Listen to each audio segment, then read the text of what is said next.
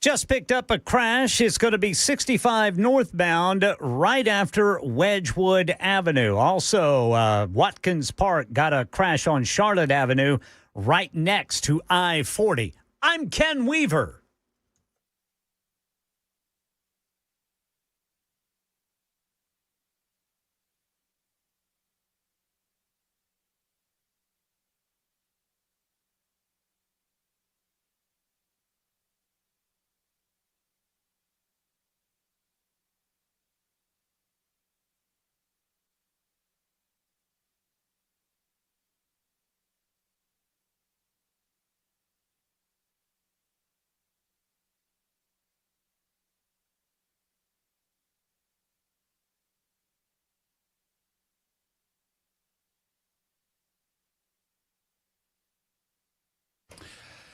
Here we are, friends, ready to go, loaded for bear. It's the Matt Murphy Radio Show, Super Talk 99.7 WTN. Conveniently, my name is Matt Murphy. I host this gathering until 7 o'clock tonight, and I'm pleased to do so. We thank you for being around. Anytime you're able to give us, we're certainly appreciative of it. We open up the phone lines. Love talking with you on the telephones at 615-737-9986. Any and all of the show can be a conversation, a dialogue, as opposed to a monologue, and we appreciate you dialoguing with us on a regular basis. You can find us on the radio dial at 99.7 FM. Obviously, you can find us on a variety of different spots on the intraweb. Of course, we're over at, I don't mention this a lot, but we're over at 997WTN.com. That's our home base on the interweb for the radio station. You can find us there. You can also hit us up on TuneIn, Spotify, or iHeart. Those are three platforms that a lot of folks use for news, talk, information, etc. We're always there. We're also on our app, SuperTalk 99.7 WTN. Take us wherever you go. That is our radio station's app and the source for all things SuperTalk 99.7 WTN. Then, of course, there's Talk TV, YouTube, Facebook, Twitter, Twitch, and Rumble. If you prefer to watch the proceedings as opposed to just listening to them, there's a variety of different advantages to that, and there's a couple of disadvantages to that. Speaking of one of the disadvantages, hey, Jackson, how are you doing? Yo. You see what I did there? I said there's a... So I'm a disadvantage. We're all disadvantages, really. Not Ken Weaver, though. That glorious goatee just gleams in the light of Talk TV on YouTube, Facebook, Twitter, Twitch, Rumble. Hello, Ken Weaver. How about you boys? Any news going on today? Not much. Yeah. Not much going on at all today, Brother Murphy. Not a lot happening? Yeah. So obviously there. Oh, you know what the big news item of the day is, and one that we're going to spend the majority of the day on today? Yes, sir. They've printed the last of the pennies. That's right. No more. You know, it was costing 4 cents to print 1 penny. Yeah, I'm going to go a step further and say that I would be willing. You could talk me into eliminating the dime, but I am all in on eliminating the nickel. Oh, yeah? Yeah. We need to get to a dime-based system and be done with it. The nickel costs more than a nickel, Ken.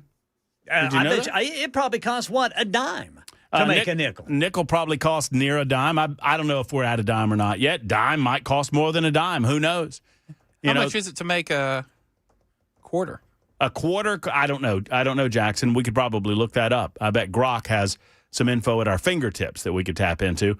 I would be willing. Look, I'd be willing to go to a quarter system, but I understand that might freak folks out. But if we eliminate, you wouldn't hurt my feelings if you went and eliminated the nickel today. And what if we just eliminated all coins and then we don't have to wait for some people to pay for their groceries? Count out their change. I don't know if folks are willing to accept the rounding up and rounding down that would happen in that case, Ken. Oh, that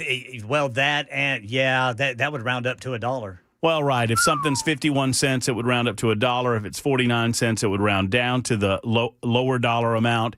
And then obviously, people would complain because merchants would set prices to make sure that it always round up. No, they wouldn't. Come on, Murphy. They wouldn't do that. I have the prices of all the quarters. Oh, of all the change or just the quarters? All the change. Okay, very good. Let me into the call before you do that so I can set this up while we're talking.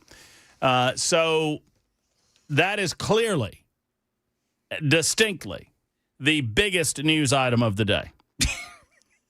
The penny situation. Yes, sir. I mean, obviously. I don't know that anyone would dispute that. That is the biggest story of the day, and perhaps the biggest story of the year, that the pennies are going away. In the meantime, we might maybe reopen government today. Who knows? Apparently, that is set to happen a little bit later on this afternoon or tonight. We will speak to a congressman that is set to vote on the reopening of the government at 3:35 this afternoon. That would be Congressman Scott Desjardins. Scott will join us at 3:35 to talk about the reopening of the government and the potential that we are releasing all of the Epstein files upon the swearing in of this Democrat whose name I cannot pronounce. Ken, can you pronounce her name? Have you seen it? It's bad. It's Adelita Grivalia, I believe. Oh, bless you. Oh, I thought you sneezed. I'm sorry. I was going to say, thanks, Brother Murphy. Yeah, you're welcome. You're welcome. I thought that was a. Or that might have been a spell from a Harry Potter movie. Say it again. I believe it's Adelita Grivalia. Adelita Grivalia. Poof. And then Jackson blows up. Oh, no, it's Grijalva. Adelita Grijalva. I think that's one of those curses you can't do. You get in trouble. You go to the prison. Just don't say it 3 times. Well, no, that's Beetlejuice, Ken. Well, that too. Yeah, let's not mix our dated movies. Have you seen any of the Harry Potter movies, by the way? I've seen all the Harry Potter movies. Are you a big fan, I bet? I liked them when I was growing up. You are, I'd say you're a Ravenclaw. That's what you are, buddy. I went to the theme park. Yeah? And, did you get Hufflepuff? No, I don't remember. I was like 12. Yeah? I got Hufflepuff. You No, did? I didn't. I take that back. I got Slytherin. I think I got Gryffindor. Yeah, of course you did. You're a golden child there, Jackson. Agravita DeVita? What? Danny DeVito. Danny DeVito's getting sworn into Congress today? It's Adelita Grijalva. Adelita Grijalva. Wow, there you go. And once again, bless you. Yeah, she's getting sworn in, and the expectation is she's 218th vote, and I don't care. Get it all out there. You are watching a demonstration in real time as to why some in the halls of Congress don't want the release of some of these emails because what the mainstream media has intentions to do with them. Now, that does not change the nature of the release. It doesn't change the fact that I don't care, release it all. Just dump it all on the general public and let the chips fall, as they say, where they may. I love, however, the assumptions that are being made in the mainstream media as we speak with regard to what these couple of emails that mention Donald Trump coming from Jeffrey Epstein actually mean. We know that Donald Trump was friends with Jeffrey Epstein. We know that there were friendships that Jeffrey Epstein forged with many different powerful men and women, not just in America, but around the world. Jeffrey Epstein attempted to cultivate these relationships into business partnerships and would use leverage and, frankly, most people believe blackmail as an effort to, or as a way to get money. And so we're going to break all of that down today, not shy away from it. Get your telephone calls on it, as it's my favorite thing to do is take your calls at 615-737-9986, 615-737-9986. There's an issue involving hemp and Kentucky and Rand Paul that we want to get into. We brought this up yesterday, but we'll dive into it a little more in depth today. Obviously, the vote to reopen the government is on the lips and the minds of a lot of people, particularly those who, have military members in their families or whatnot. On the heels of Veterans Day, it's particularly important that we get those folks paid. If you work in a government job, that's going to be important to you. Frankly, I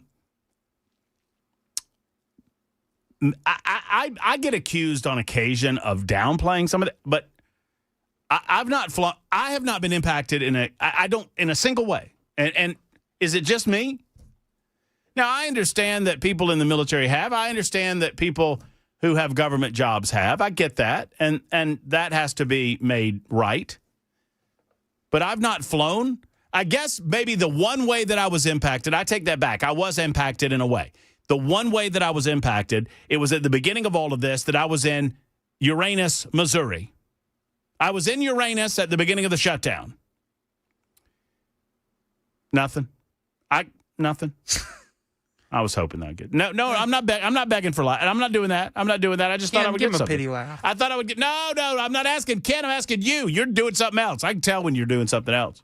What are you doing? What are you doing over there? I'm getting this coin valuation. You're working on the coin stuff, are you? Yeah. I know what you're doing. I know exactly what you're doing. You can't fool me, man. I can sniff you out like a fart in a car. I know what you're doing. Ken, here's what Jackson's doing. He got on the coin thing, and he told me earlier that he has a bunch of coins, and he wants to know the value of his coins. And I guarantee you he was looking up values of coins. Tell me I'm wrong, Jackson. You are wrong. I was looking for a nincompoop. I got to do that, too. Oh, boy. Y'all are late on the nincompoops. Already got mine. 5:35 today on Super Talk. All right, before we get too far away from it, because I'll leave it and I won't pay it off, Jackson, tell us what the actual cost of each coin in circulation in the United States of America is. So it costs 3.69 cents to produce a penny. Okay. A nickel costs 13.78 cents. What? A dime costs 5.76 cents. Yeah, that's better. And a quarter costs 14.68 cents. So the two coins in question that actually make sense, see what it did there, would be the quarter and the dime. Yes. And the nickel and the penny make no sense. The penny or the nickel is very expensive to make. It costs almost 3 nickels to make one. I'm all about getting rid of the penny, and now we've seen the last penny actually minted at the United States Mint, meaning that those in circulation will eventually drift out of circulation. And frankly, I've not had a penny in my. When's the last time you had a penny in your pocket? Wow. Pretty recently. I mean, they still give them out. You take them? Yeah. Oh man, I'm Mr. Keep the penny. I mean, if I pay in cash, which is becoming more and more of a rarity, but if I pay in cash money and I get change, if there's pennies involved, I immediately say keep the pennies. Well, a lot of gas stations have that automatic dispenser. Yeah. To where it's not really an option. And I just leave them in there. Oh, you do? Oh, yeah. I'm not taking those pennies. I'm not touching those pennies. What am I doing with those pennies? I don't need pennies. I hate pennies. All they do is fall out of your pocket. Friends, it has been a 20-year campaign with me. And I feel vindicated. I'm going to go ahead and get in front of this parade and claim credit on this.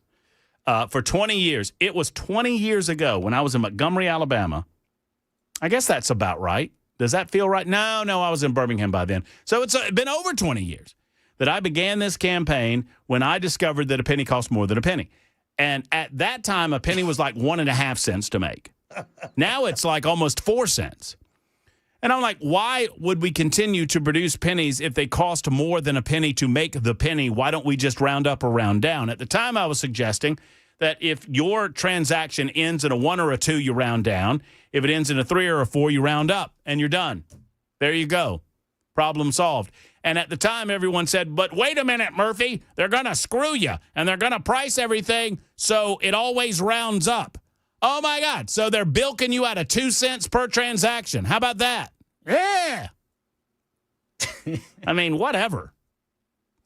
The vast majority, and we've done the math, and we've done the statistics. You know what the vast majority of pennies are? The overwhelming, I think it's over 84% of pennies are. They are lost or in people's homes or automobiles. That's where they are. They're not in circulation. They're not in banks. They are in jars. They are in seat cushions. They are underneath your seat in your automobile. They're in your, ashtray, we used to call them. They don't really have ashtrays in cars anymore. They're in the ground. They're in the ground. They're in the gutter. They're in the sewer system. They're in the wherever. They're not in circulation because people don't do pennies anymore. A listener called in and said you should always keep a penny in your pocket. That way you're not scratching a broke ass. Thanks, Jim. Jim said that, did he? Yes. That's good. Jim did not want to. Jim did not want to come on air and deliver that line himself. He told me to pass it along to you. Say it one more time there, Jackson, so those in the back and Aniana can hear. Keep a penny in your pocket so you're never scratching a broke ass. I don't think I get it. Well, you're not completely broke. Well, You got a penny. Got a penny? You're not penniless. Well, I guess so. And inflation's gotten so that you don't see penny loafers anymore. You see quarter loafers, right? I wouldn't have a problem going to the quarter. I really wouldn't. I think we're at a point in our society where it's ridiculous that we're still dealing with pennies. And oh, by the way, there was a time in remember the old song? You can find it on the fabulous album, A Muppet Christmas Carol.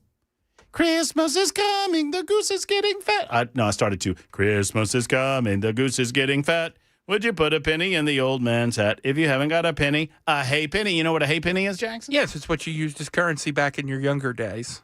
I'd never used a hay penny, Jackson. That was before my time, believe it or not. Oh, Matt was rich, Ken. He didn't have to use hay pennies. Mm-hmm. That would be a half penny, and we'd no longer use half pennies because, inflation. So it's time to get rid of the penny. I'm all for it. All right, I'm all for your thoughts on Epstein. Let's bring it. Let's get it out of the way. I have a few thoughts on it. I think it's very interesting that after the disastrous shutdown that demonstrated the Democrats are completely out of touch, you have this coming out at the time that it came out. I will not belabor the timing of it because I think it distracts from the overall point. The overall point is, pretty obvious. There are a lot of people that are embarrassed by their association with Jeffrey Epstein. And I don't know if Donald Trump's one of them or not, but, his association with Epstein is a point of embarrassment, whether he personally is embarrassed, because I don't know Donald Trump and I don't speak for him. That said, that does not mean necessarily what so many Democrats are attempting to extrapolate, and that is that Donald Trump was engaged in any level of wrongdoing. As a matter of fact, I would argue to you that the emails that came out today, Democrats dumped them on the record today. They actually do the opposite. They exonerate Donald Trump from any sort of wrongdoing as accused by so many Democrats. We live in a society today where Democrats don't seem to care whether what they're saying is truthful or not. And so you have a bunch of Democrats, particularly on social media, but some in positions of high authority and power in the halls of the Congress of the United States of America, running around calling Donald Trump things like a pedophile or a rapist. Those words mean things, and I don't expect that Donald Trump's going to go about the business of suing every single one of those people, but that filters down to the general population, and the general population sadly believes it. Well, there is more evidence that Bill Clinton is a pedophile than there is that Donald Trump was a pedophile. Democrats don't want to talk about it, and they don't want to think about it, and they don't like that fact, but it is a fact nonetheless. However, the fact that Donald Trump is mentioned in these emails is of great note to the mainstream media, and so we'll deal with it as well. 22 after the hour on Super Talk 99.7 WTN. Your call, 615-737-9986. The Democrat representative who I will forever call Great Googly Moogly because I'm not even trying to pronounce that name, Ken. That's Adelita? Adelita Grijalva.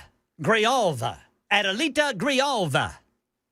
Adelita Grijalva. Adelita Grijalva. Well, she's a congresswoman now. Yes, sir. And good for her. She was just sworn into the Congress of the United States of America. The expectation is she'll be the 218th vote to release the Epstein files. Oh, by the way, all of you really excited. That has to go to the Senate. Nothing will be released. It's not a binding resolution anyway. And it has to go to the Senate for approval over there. 23 after the hour. Super Talk 99.7 WTN.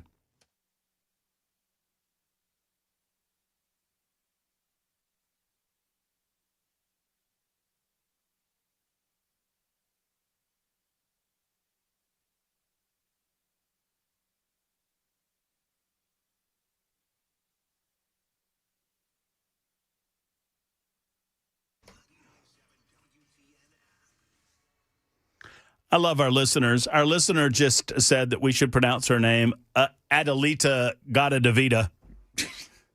Adelita Gadadavida, baby. Well, we better hurry up before they take our hemp away. Well, true that. More on that story coming up as well. Right now, I want to tell you about the Tennessee Men's Clinic.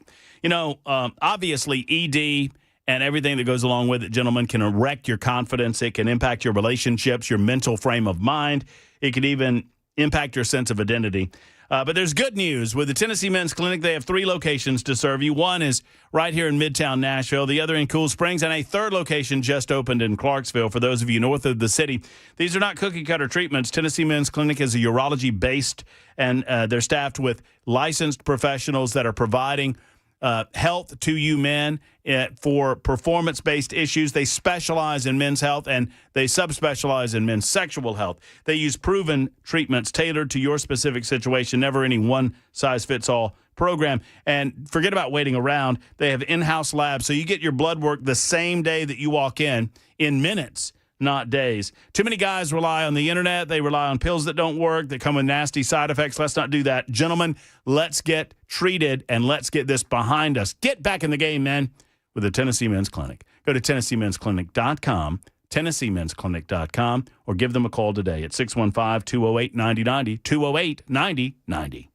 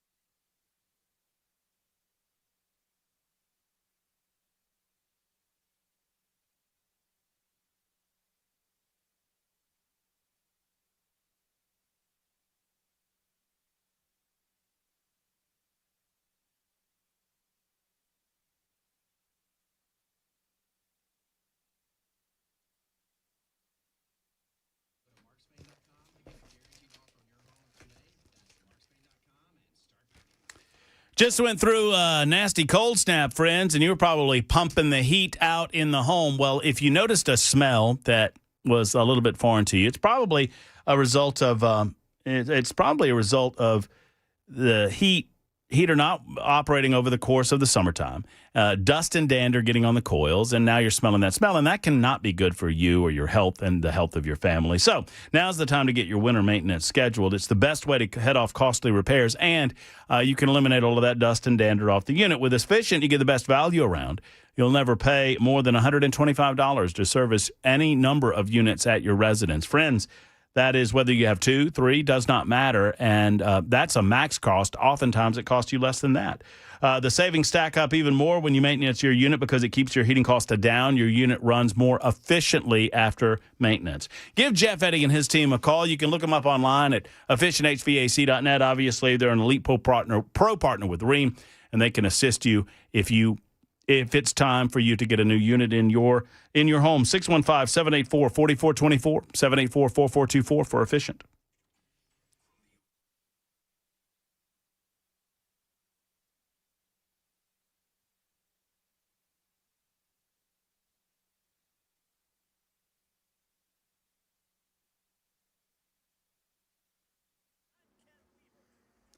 Arizona Democrat Adelita Grijalva has just been sworn in and is likely to be the 218th vote needed on a resolution calling for the release of the Epstein files. This story and more at 3:30 on Super Talk 99.7 WTN. All right, that's on the way. Super Talk 99.7 WTN. Matt Murphy and you. 29 minutes after the hour now. 615-737-9986 if you'd like to be a part of the show. 615-737-9986. Brian has called in. He's first up today. Hello, Brian. Hey, Matt. How are you doing? I'm great, Brian. I hope you are. Well, this is kind of tough, but we need to talk about your mental health, brother. See, yesterday you were having a grumpy day. Mm-hmm. Mm-hmm. And I was having a great day. Mm-hmm. I mean, I was really having a good day. And then I turned it on, and you were just dropping truth bomb after truth bomb about Obamacare, and then it opened up some really deep wounds in me. Uh-oh. And pretty soon the blood pressure, and then I'm screaming at the dashboard. And then I started to panic because I realized I didn't have that life vac thing with me in the car in case I started to choke on that rant. And then I thought about boundaries. So with that, I started thinking, that's kind of extreme. I don't want to not listen to you because that's hard. And then I thought maybe Ken Weaver or one of the guys there could do like a subtext kind of undertone when you're having a grumpy day, just very quietly in the background, like Stairway to Heaven or something, just kind of Matt grumpy day. And then I can decide, or I can at least make sure I've got the life hack thing around. Would that be fair? So you're suggesting that others involved in the show might be here to provide some sort of warning to the listening audience when... Exactly. Yeah. A trigger warning. Yeah. A trigger warning. Yeah, I understand that. Maybe we could ask of Jackson and Ken that they become almost a safe space for people who might be triggered by me. That's Ken Weaver. Does that come with a hat and a whistle? Sure, Ken. You can have a hat and a whistle. You can have a little yellow flag. Throw flags on the Anything place. would help. Brian, we're going to take it. We're going to take it under advisement. We're going to do the best we can. Thank you for the telephone call. Yeah, it was a grumpy day yesterday. Although I felt great by 7:00. There you go. It was a cleansing experience. This show's oftentimes a cleansing experience. Speaking of cleansing, Mike is in Old Hickory, and I don't know. I haven't decided yet. We'll figure it out together on Super Talk 99.7 WTN.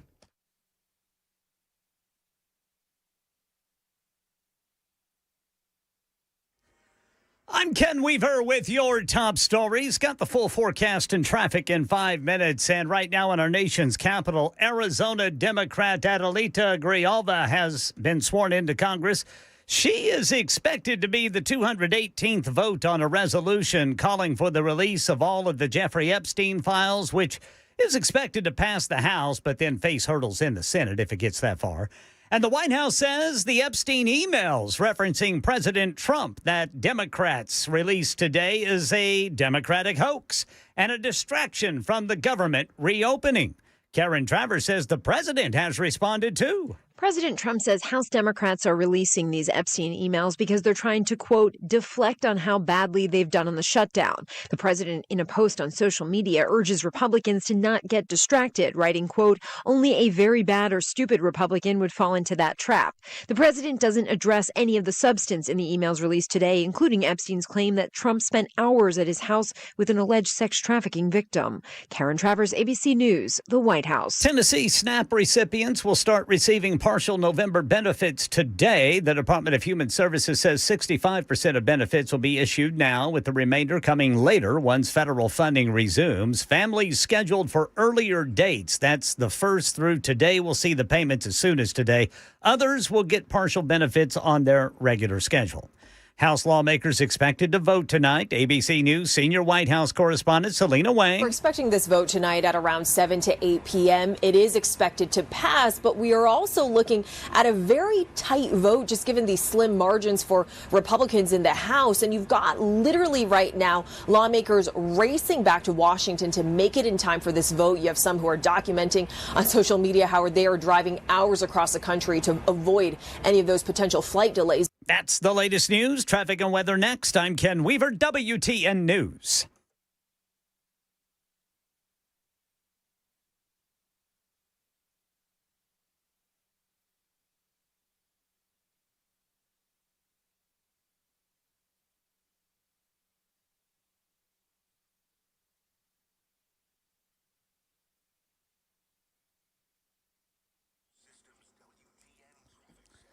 .65 northbound to the South Loop is a parking lot because you've got a crash right after Wedgwood Avenue.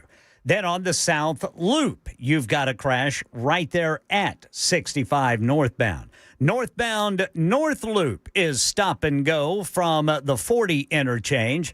I'm Ken Weaver.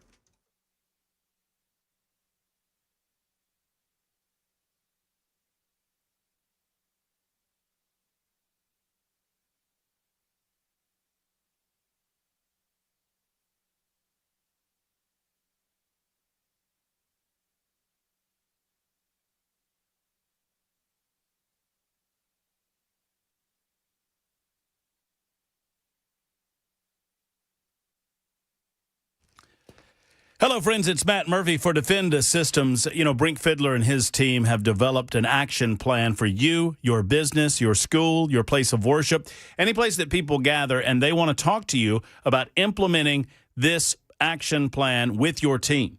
Defend Systems is a life safety and security consultation firm. They engage in training you regarding active shooter situations, violence in the workplace, site surveys and threat assessments, security improvement consultation, emergency and intruder action plans, all specified by your facility, by your needs, exactly what you're looking for. Brink and his team can alter and adjust their training based on what your need might be. Bottom line is this. If you don't know what to do in a negative situation, don't you want to know? I mean, I certainly do. I did. That's why I've taken the training on multiple occasions, and I encourage you, if you're a decision maker in a place of business, to call Brink and his team today. They're busy, but never too busy to sit down and talk with you about your need in your facility. Go to defendsystems.com, defendsystems.com, or 615-236-6484, 236-6484 for our friends at Defend Systems.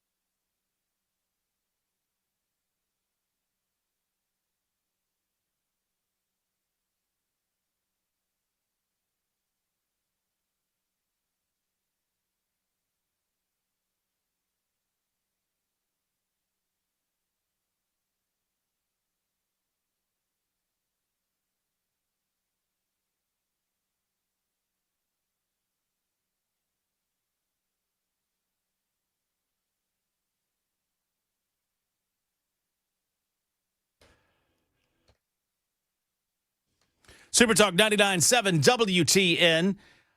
So we get another Democrat sworn into office. Apparently, that Democrat whose name I cannot pronounce, I've already forgotten how to pronounce it. Ken Weaver just taught me how to pronounce it, and I've forgotten. Adelita Grijalva. Adelita Grijalva has now signed on to the discharge petition for the Epstein files, whatever that means. Let's try to find out together with Congressman Scott Desjardins, who joins us on the Matt Murphy Show hotline. He is in Washington, or close, I think, because there are votes coming up a little bit later on tonight. Congressman, good afternoon, good evening. How are you? Good afternoon. I am sitting at my desk watching the debate on C-SPAN for the rule bill that we'll be voting on here shortly. But, yes, I just saw Grijalva get sworn in and sign the Epstein petition. Does that give you any heartburn, this discharge petition? No. I mean, the Democrats had it for 4 years. They were running against Trump, and they could have released it at any time. So I don't know what's in there that's embarrassing to who. I know that they were trying to release it through James Comer and the Oversight Committee in piecemeal fashion, because there's probably some young women in there that are now married with kids that maybe don't want to get Monica Lewinsky. And I told, Pam Bondi early on that there's anybody in there that committed a crime against an underage girl, she better be prosecuting them. So I don't anticipate that there's going to be a whole lot there once it does get released, just because of the way it's gone down. They, act like we're hiding something. But maybe there's some embarrassing things for a few people. But if there's criminal activity in there that's not being prosecuted, they need to be prosecuted. So we'll see. But I think people are going to be about as excited about it as they were when Trump announced he was releasing the Kennedy records after all these years. I don't think that there's been any great new revelations. Well, and you know what, frankly, with the Democrats having it in their hands for 4 years, who knows what we are to believe and what we're not to believe. But help me understand from a procedural standpoint, Scott. So the discharge petition gets out of the House. It now goes to the Senate. Is that right? No, it's a House thing. Okay. So it's a tool of the minority, because when you're in the majority, you have 218 votes, and the minority can't pass something without help. And so you generally don't sign on to a discharge petition, because that means the minority is manipulating people on the majority to join in whatever their cause is. And we did have, I don't remember, a half a dozen or so Republicans sign on, and she apparently is number 218. I know, like Lauren Boebert and maybe Marjorie Taylor Greene. I don't remember who all they are. But at any rate, so what happens is once they hit 218, it's obligatory to bring it to the floor for a vote, because that's the majority. It's usually 3 legislative days, and that, in theory, would start on Monday. And so my understanding would be that it would ripen, so to speak, sometime in the middle of next week. But then I heard that there was possibly a way that it wouldn't be dealt with until after the Thanksgiving break. And so I don't know how that would happen. So I wish I could answer that question, but my understanding was that once you hit 218, you have 3 legislative days to bring it to the floor for a vote. Why weren't and several listeners are asking this question, Scott, and so I'll allow you to answer it. Why were you not on the petition? Well, again, it's a tool of the minority. We were releasing the Epstein files through the Oversight Committee. James Comer was releasing them. The Democrats were looking at them, and we released a large number. In fact, I think they did a big document dump today. And I'm not going to sign on with the Democrats to overrule what the majority, us, is in charge of. And so, I'm, again, very clear that if they're hiding somebody, I don't care if it's the president. If somebody committed a crime, they need to be held accountable. And so that's not a problem. But the fact is, we were releasing them in a fashion that protected people who maybe were victims in this, not necessarily people who were criminals. And my example of Monica Lewinsky was not just a smart remark. There are probably 17, 16-year-old girls that went there, made poor decisions, and don't necessarily want their lives of that particular time splashed all over the world for their young children, husbands, and whatnot to see. So, just doing a big file dump for the general public is not really necessary, but criminal activity should be prosecuted. So that's why I didn't jump in with the Democrats and say we're going to release everything in there, because usually it's redacted anyway. But I'm not opposed to having panels from both sides of the aisle go behind closed doors and look at this and see if there's something we're missing or something that should be dealt with legally. It's just, I don't understand the push all of a sudden, again, when this was in their hands literally from 20 to 24, and they didn't seem to have any urgency to release those files when they could have done it without Republican help. Does it not feel like best practice at this point to use sunshine as the disinfectant and to get it out there as quickly as possible so that we're not laboring over speculation and whatnot well into 2026? Right. I don't like the way it was handled. I don't like the way Pam Bondi before the election waved it in the air like she had the goods. Right. And then all of a sudden Trump gets elected, and then there's nothing to see there. Right. I think it was a bad look, and it was mishandled. It was, just like our Secretary of War, Hegseth and Waltz, when they had the reporter accidentally on the WhatsApp or Signal or whatever when we were bombing someplace in Yemen, and they tried to say that they didn't do anything wrong and there wasn't war plans in there. I mean, it was a war plan in action, and they just needed to say, we screwed up. That's never going to happen again. I don't know how that reporter got on there. It's a bad look. Instead, they acted like, they didn't do anything wrong. Just be honest with people. People can handle you making mistakes. We all do. And Bondi made a mistake, and Hegseth and Waltz made a mistake, and they need to admit to it. And then there'd be none of this drama. But now they've got this built up that there's, we're hiding something. I don't think there's going to be anything in there. I think people are going to be sorely disappointed. But yeah, sunshine, exactly. Get it out there, and let's see what all the fuss is about. I've been predicting for a year that there will be no great revelations. Maybe a name or two will come out. Probably not involved in politics, but in the entertainment world or elsewhere. A name or two will drip, and people will then move on to suggest that all of this has been scrubbed prior to it becoming open to the public. In other words, it has become in real time, in my opinion, Scott, the JFK files, where people it's created a conspiracy, right? And it's the optics of the way it's been handled. Right. And so I don't approve of the way it's been handled. But I also, if there's a certain rule, like if your party has a rule on the floor, you don't vote to bring down the rule. When it goes to the floor for a vote, you can vote against it. But when the minority uses a discharge petition as a tool to usurp the majority's authority, then you're siding with Democrats to do something you don't need to do. We should have done it on our own. It shouldn't have to go through a discharge petition. So I'm not going to sign on to a Democratic discharge petition and help the minority go against my party. And so that's my reasoning for not signing on to the discharge petition. And it should be noted that there are a couple of Republicans that have done that. I mean, Thomas Massey being one of them, MTG being another one, I guess. So, I mean, and that's their decision. That's their decision. So talk to me about what is expected to happen today. Just kind of give me the timeline of what we can expect getting the government back open again. Okay, so right now they're debating the rule, and we'll have a vote on the rule, and the rule allows the bill to come to the floor for a vote. So everything has to go through Rules Committee, and they did that yesterday, and it was contentious, and Hakeem Jeffries went there and pitched a fit. Okay, so this whole shutdown, according to the Democrats, was to protect those 5 million or 5% of Americans from losing the COVID-era tax subsidies that was lowering their health care costs. For you and probably almost everyone listening here, we'll go to renew our health care this year like we did last year and the year before, and it's going to go up 15 or 20% like it does every year. And so we're not getting subsidies. Anyway, there may be 5 out of 100 listeners that are getting subsidies because they fall above the below and below the upper, and they may have been getting some of these tax credits that the Democrats created, and they knew were going to expire this year. They could have done something with that during the last 4 years. But so what they're trying to sell to the public is that Republicans don't care about your health care, and we're going to raise your premiums. Well, yours was going to go up anyway. Mine's going to go up anyway. And most people, probably 90+% of their listeners, are going to go up. The Democrats would have you think that's because we're not extending this COVID-era Biden tax credit thing. Well, that's just not true, but that's how they're selling it. So I hope people get the message that that's a bunch of bull. And anyway, and then they moved on, of course, to SNAP and other things. And so they're angry because they were trying to make a stand on something.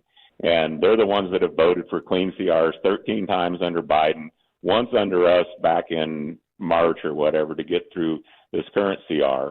And so I'm sure Hakeem Jeffries will get up there like a windmill and talk about Republicans not caring about your health care and your premiums are going to go up and so on and so forth. And we're starving women and children and all the terrible things that we Republicans I don't want to get too far. I mean, I don't mean to interrupt you, Scott. Scott Descharlier, I guess, but I don't want to get too far away from this I just want to make sure that people understand it. And what you said is so important. This is not Obamacare that we're talking about.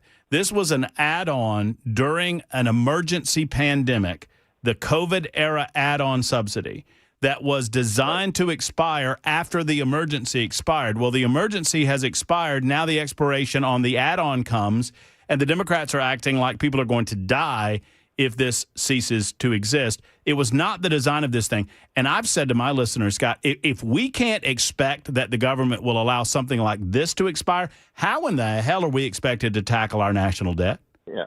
And while your premiums went up and my premiums went up over the last 5 years, this subset of people, and it's a minuscule amount when you look at 340 million people, it's probably 5-6 million people that qualified for this subsidy, and good for them. They probably needed it, but it was an assistance. It was a hand up during COVID, during tough times, and as you said, it was a temporary measure. But they never want anything to be temporary.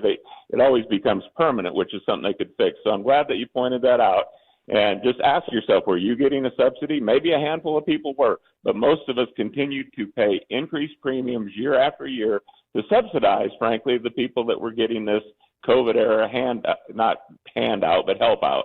And so, yeah, that's going to happen. Now, back on target of the question you asked me. So we'll pass the rule, and then this will be debatable for an hour, and that's where I'm sure Hakeem Jeffries will get up there and say all the things opposite of what you and I just talked about, and blame Republicans, where for 42 days they could have voted to open the government. Nobody would have lost food stamps. Nobody would have missed their flights. All these federal workers that have been off for 42 days that are going to get paid a paid vacation. That's because it's already in there. They're all going to get back pay. So no one's going to lose any of their money. And we had no production, basically, from any of these workers that were furloughed, but they're going to get paid anyway. This is my third or fourth government shutdown. And every single time the people that are furloughed, say, well, we're not getting paid, but they always get paid. Now, some of them, like the air traffic control, ICE agents, those guys, they work without pay, but a lot of them just sit at home and they're going to get paid too. So government shutdowns don't work in terms of fiscal responsibility. It ends up costing the country more, even though you would think with the government shutdown we're saving money. We're not. It's going to cost us more, and we have lost production. So what we hope will happen then around 7:30 tonight, this will come to the floor. The Republicans will vote to pass it. Massey will probably vote against it. Maybe, who knows, there could be a Marjorie Taylor Greene or someone else vote against it. I think two Democrats, maybe Henry Cuellar and Golden from Maine, may vote for it. But with any luck, we get this thing passed tonight. Trump signs it by midnight, and the air traffic controllers get paid. The military gets paid. The people who need their SNAP benefits will get paid. And hopefully this has rooted out a bunch of people that are fraudulently getting food stamps. I've been working on that for about 5 years, where we're trying to find, out of the 42 million people getting SNAP, how many are actually Americans, how many are illegals, how many are non-citizens, so on and so forth. And so I'm hoping this is going to expose some of that. But the bottom line is, by midnight tonight, or by the time you wake up tomorrow morning, hopefully it's business as usual and we get back to doing things in regular order. And this is finally behind us. Explain to me, and several of our listeners have asked this question. Rand Paul was frustrated because he said over on the Senate side that some things got added in that would be like a hemp ban, on nationwide hemp ban, and whether this is on your radar screen or not, do you understand what Rand Paul is talking about, and is that going to be a part of reopening the government, that there's some sort of federal ban on THC products? Okay, so there's three appropriations bills that have been completed: Ledge Branch, Milcon VA, and USDA, which is Ag. Those three are done, and they're going to be in this bill, and they'll be funded through September 30th of next year. That's when the fiscal year ends. The other bills we still have to do. So the continuing resolution is going to be extended till January 30th. And that time we got to do defense and other appropriation bills. So within the USDA, there was a provision a few years ago in the Farm Bill. We allowed industrial hemp to be produced. So you could make rope or shoes or whatever you make out of hemp. And of course, there was a workaround, and you can go in any gas station and buy these Delta 8 gummies, kids, whatever. And it's basically just a chemical variation of THC. And so there's been a lot of kids and people in the emergency room because these things are basically like marijuana-like. They're THC, they're a derivative, they're Delta 8. I think regular THC is Delta 9, not positive, but I think that's right. And so there's a provision in there that was going to take the loophole out where in the hemp production, you can't use that hemp to make these gummies that are sending kids to the ER and all that, because I don't know if you ever watched Wolf of Wall Street, where they took the roofies and thought that they'd expired, so they took a whole bunch more, and then they kicked in. Okay, well, that happens to, kids take these gummies and they don't feel anything, and then they take more, and the next thing you know, they're tripping and they end up in the ER. So there's a provision in the USDA to take the loophole out where the Delta 8 gummy type things that you can buy in gas stations all across the country would have restrictions on them because they're finding all kinds of harmful effects. So I think that's what that was about. Isn't the sale of those items already restricted to underage people? It's well, I don't know about underage. I mean, maybe you have to be 21. I don't know. Maybe it's like cigarettes. I'm not sure, but they're pretty accessible. Why is this? Why is this the job of the federal government? Why doesn't the 10th Amendment matter to you guys about these types of things? I wouldn't say the 10th Amendment doesn't matter. I think that tell me constitution. Tell me constitutionally what role the federal government has in this matter, please. In Delta 8 yes. gummies? 100%. Yes. Okay, so if it's an intoxicating drug that hasn't been studied that's causing just harm point me to the people. Constitution, Scott. Point me to where in the Constitution it says it's your role as an agent of the federal government to do these types of things. Okay, well, are we talking about all drugs, or are you talking about heroin? Well, I mean, I could talk about all. I'm just specifically talking about the Delta 8 THC gummies. Well, I don't know that it is in the Constitution, but I don't know about all the other drugs either.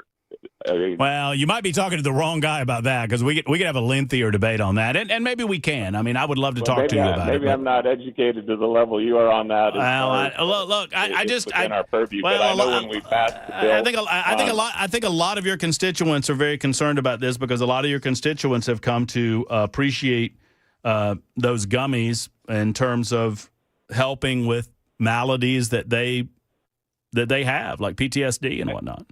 And I'm not opposed to medical marijuana. When I practiced medicine, I prescribed Marinol to cancer patients, and this was 2002. So I'm not opposed to that. This is just something that's unregulated, and you don't know what you're getting. And so, why are y'all doing this in this CR approach bill? It just feels icky, you know? Well, I don't. They're icky and they're sticky and they're gummies.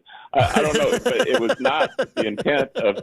It's not the intent of the industrial hemp bill to create a drug that was made from hemp plants that was going to mimic THC. If they want to vote and legalize marijuana in Tennessee, put it on the ballot and do it. Yeah, you better. That's fine. You better get after you better get after some of these kids and the alcohol too. I mean, that's exactly. No, I mean, I'm happy to come on and talk to you about this, because I don't know that we're disagreeing.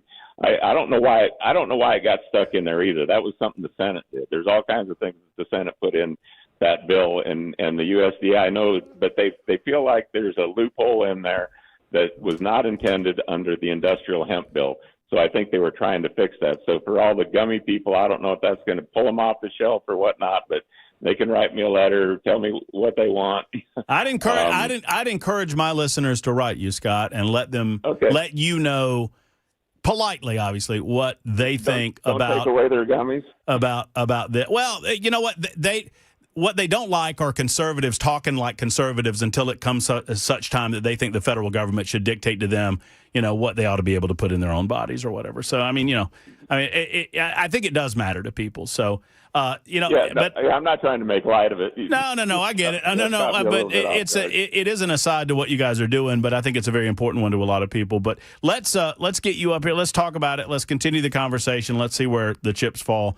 With regard to that. Scott, I got to run, though, and I know you probably do, too. You got a lot of votes to take tonight. Voting soon. All right, my friend. Good talking to you, Matt. Good talking to you, too. There's Congressman Scott Desjardins, 615-737-9986. Very, very late. I apologize to all involved. Did not want to suspend that conversation while we're talking about that very important subject. We'll be back in a moment.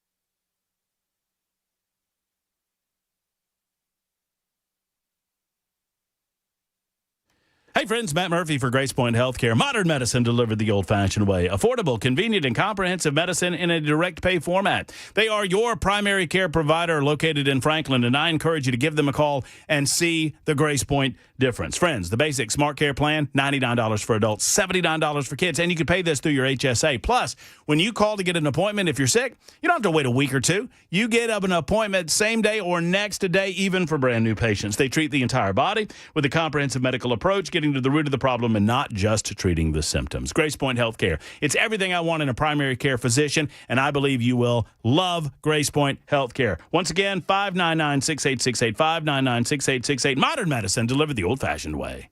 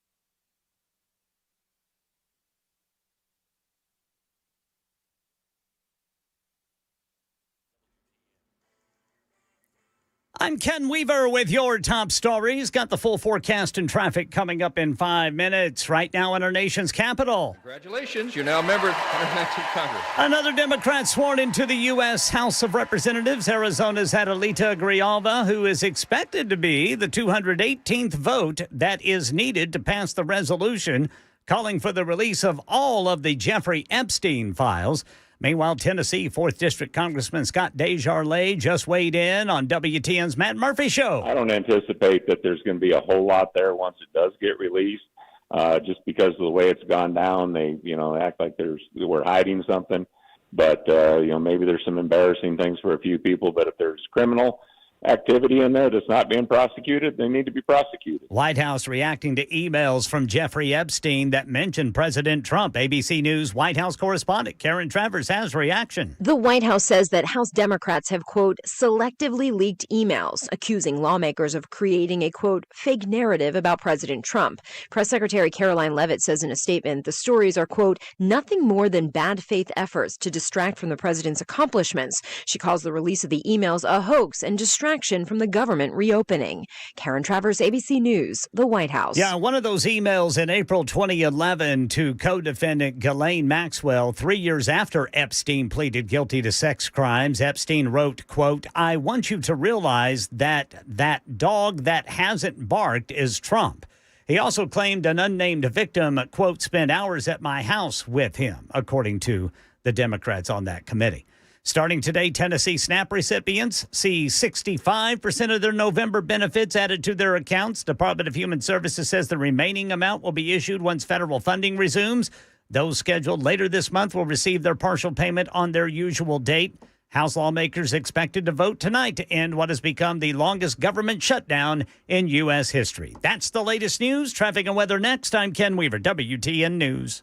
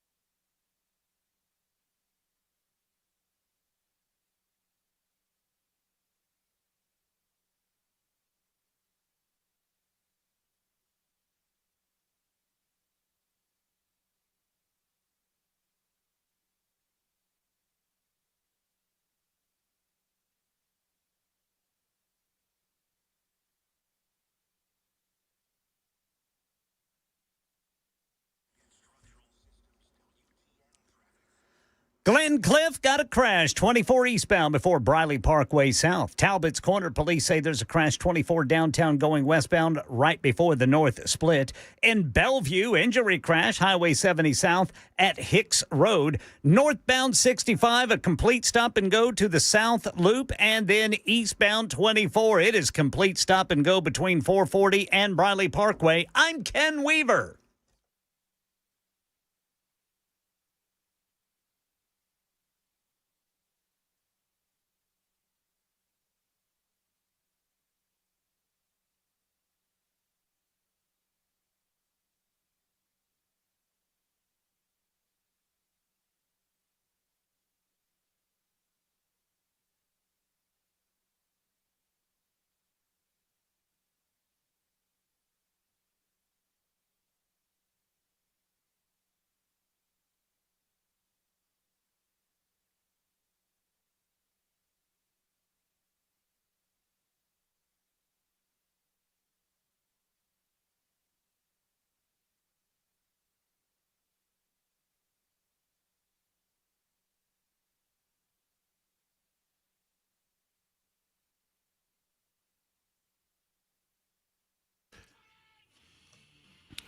Super Talk 99.7 WTN. I'm sorry, I did not mean to laugh as I was coming back from that break. My apologies for being a little bit late. I was late. I caused Ken to be a little late, and for that, I'm sincerely sorry. It's all right, Brother Murphy. That was a good interview. I thought so, too. We're going to continue talking about that. We'll try to explain to those of you who may be caught it right in the middle exactly what we were discussing with regard to the appropriations bill and how that applies to hemp manufacturing across the United States of America and how it ultimately applies to what you may or may not put in your body legally in the state of Tennessee. 615-737-9986 is the telephone number if you'd like to be a part of the show, 615-737-9986. If you missed any portion of the interview with Scott Desjardins, never fear.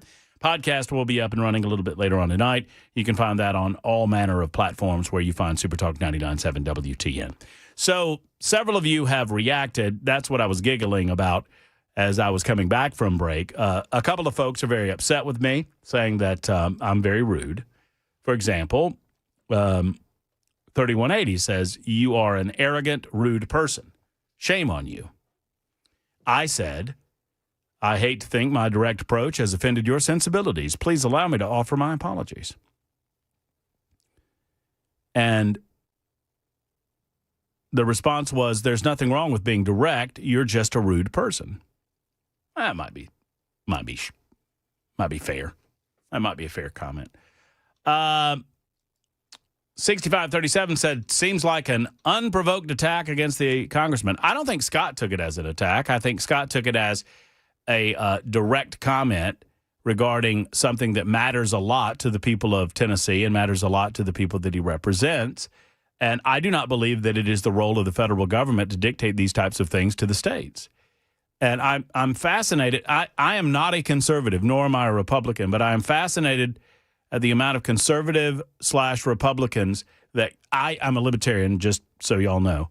I'm fascinated with the amount of conservatives that go to Washington, D.C. based on a small government mindset. And as they campaign on the federal government is too involved in your life. We need to bring power back to the states, power back to the local communities. And then somehow on selected issues, they lose their minds.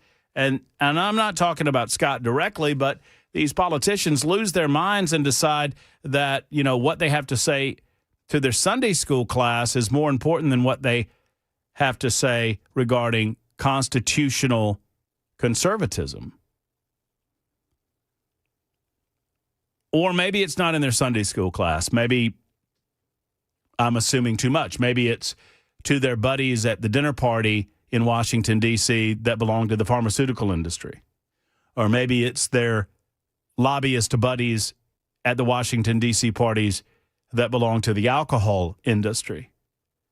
Because these two lobbies spend millions of dollars against the idea of any sort of legalization of THC products that could be beneficial with regard to medical marijuana and otherwise. That's not being rude. That's being direct. The bottom line is this. I believe that politically it's a losing issue. I believe that realistically, on the ground, it's a losing issue.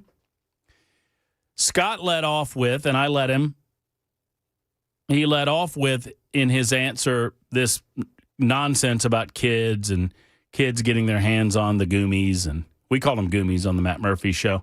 I forget do you remember the name of the member of the General Assembly that called them gummies? I can't remember his name. I wasn't here. You weren't here during that time? No. You weren't here during the gummy time? Oh, you missed out, Jackson. Is that Knoxville? It was a Knoxville senator from Knoxville called them gummies. Said, these gummies, we got to get rid of these gummies. These gummies are causing a lot of disruption in my hometown. Got to deal with these gummies. And remember, the next day, I went out to Tim's Ford Lake, and I found the biggest gummy I'd ever seen in my life. Yeah. And I bought it for Ken, and I don't think I ever gave it to him. I remember what happened. I gave it to Scotty out at Tim's Ford Lake. That gummy was about as big as him. That's Senator Richard Briggs. There you go. That's a nice pull. Thank you, Ken. Senator Briggs was very concerned about the gummies. 5354 says, directly rude, I suppose.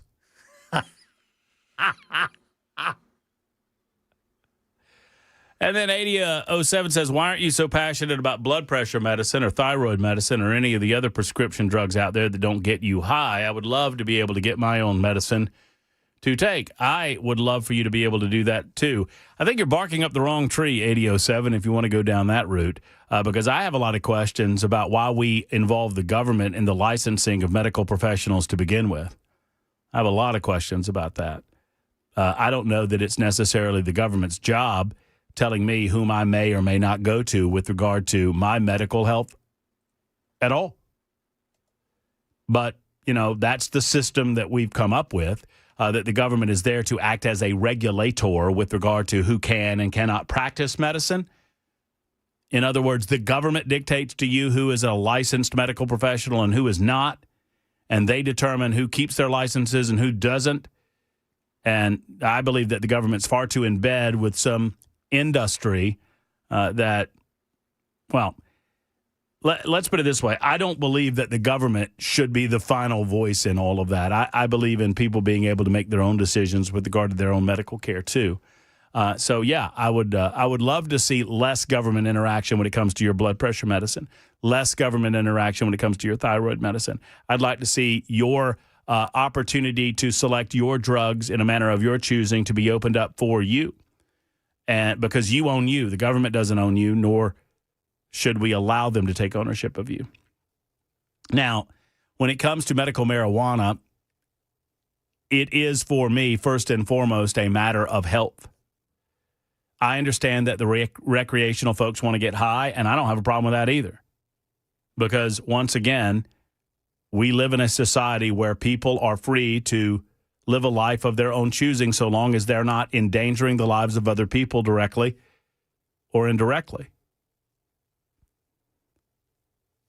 It's why my dad said something to me years and years ago that has stuck with me, and it is, every man deserves to go to hell in his own fashion.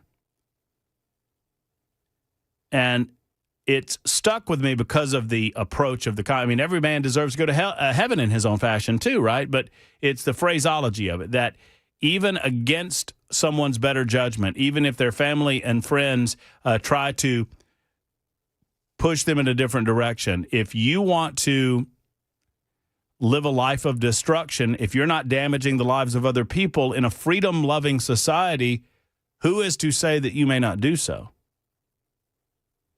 And as sad as it might be in our society, if someone wants to drink themselves to death, isn't that their right? That's sad, but true. Yet, somehow along the way, we've picked winners and losers when it comes to a lot of that. Somewhere along the way, we've allowed big industry to dictate what can or cannot be prescribed, what can or cannot be utilized for the betterment of mankind. From a recreational standpoint, that's one discussion. A medical standpoint is another discussion entirely. But one way or the other, there are a lot of people that have seen the benefits of THC-based cannabinoids. There are a lot of Tennesseans that have served their country, a lot of Tennesseans that live absolutely normal lives. They get up and they go to work and they get home and they have pain here, there, or everywhere, or they're trying to get to sleep and they have difficulty sleeping, and they utilize THC as a manner to help them do so, that aren't very happy with the idea of the government using this shutdown as a pick against the hemp industry. So if you missed it, what Desjardins explained to us, and he wasn't necessarily lobbying one way or the other, he's voting for the thing, though, is that in the midst of the continuing resolution to keep the government open, the Senate has also passed 3 appropriations measures. They have 9 others to get through. And the House of Representatives is going to vote on those 3 appropriations measures, and one of them is an agricultural appropriation, which is now disallowing the production of THC-based hemp products nationwide, which would disallow certain products that are currently legal in the state of Tennessee, to include Delta 8-based products, Delta 9-based products, and Delta 10. And I think Delta 9 is already illegal in the state of Tennessee, if I'm not mistaken, because that's more of a the Delta 9-based, as Scott alluded to, 8 and 10 have minor or low-level amounts of THC. Delta 9 has a higher allowable level of THC, which is a product that is going to get you high, for lack of a better way of putting it. 615-737-9986. Real quick, we'll get to AJ before we get to a break. Hello, AJ. How are you? Hey, good. I'm going to be real quick. I feel like what they say is true about weed being a gateway drug. I've been a long-time smoker, but it's not what you think. When you want to get weed in small amounts and you're not a really true smoker, you buy it from your friend who might be selling it, But then when you want to get a good deal on it, you got to go hit up the big guy. And the big guy usually doesn't stop at selling just weed because he's a criminal. He breaks laws to make fast, quick money, right? He probably sells cocaine. He sells a bunch of other stuff that you're going to, kind of be introduced to, which I was, but I was smart enough not to gravitate towards it. But what I'm trying to say is when you make it illegal, people that do sell it are criminals, like the big guys. And they usually deal in other things too, just not weed alone. So I feel like if you make it legal, it's just going to stop a lot of criminals from, like getting our kids to try other stuff. Like I would go buy, weed from my guy, and somebody else was going there to buy some oxy or buying some pills, and you learn about those things, and then you start getting curious. Hey, what it's like? Let me give it a try. And one thing leads to another, and then you're hooked on a different drug that has nothing to do with weed, and weed was the reason you got introduced to it because you wanted to get it at a good deal, and your homeboy, he's charging too much for it. I understand some people's objections to what they think culturally is going to occur. And thank you, AJ, for the call. Culturally, what will occur if there's an introduction of, for example, the recreational sale of marijuana. I also understand, and I've said this for years, that making marijuana illegal in our communities is not in any way preventing individuals from getting their hands on marijuana. As a matter of fact, I have never in my life approached anyone in the state of Tennessee for the purchase of marijuana and wouldn't. But I would argue to you that I would bet you $1,000. I've never known of anyone in the state of Tennessee that sells or buys. But I would be willing to bet you $1,000 that I could leave this studio and within an hour I could come back with dope. I guarantee you that I could. You could too. And it's not that I know people. I don't know anybody. I'm just telling you that's how much I believe how prevalent the sale of marijuana is in Nashville, Tennessee. And it's illegal to do so. Now, if you want to crack down on that, so be it. Jackson's leaving. Jackson's decided that he's out of here. All right, you testing this theory? Yeah, I'll be back in an hour. No, it wouldn't take you 15 minutes. Just get out of the parking lot, take a left, go right down. Well, anyway. 23 after the hour, Super Talk 99. I bet you could be back by the end of the break. You just got to go out to your car, right? That's a joke, everybody. Are you trying to get me arrested? We're just funning around. Don't listen to me. Jackson drives a big GMC 2500. It's Super Talk 99.7 WTN.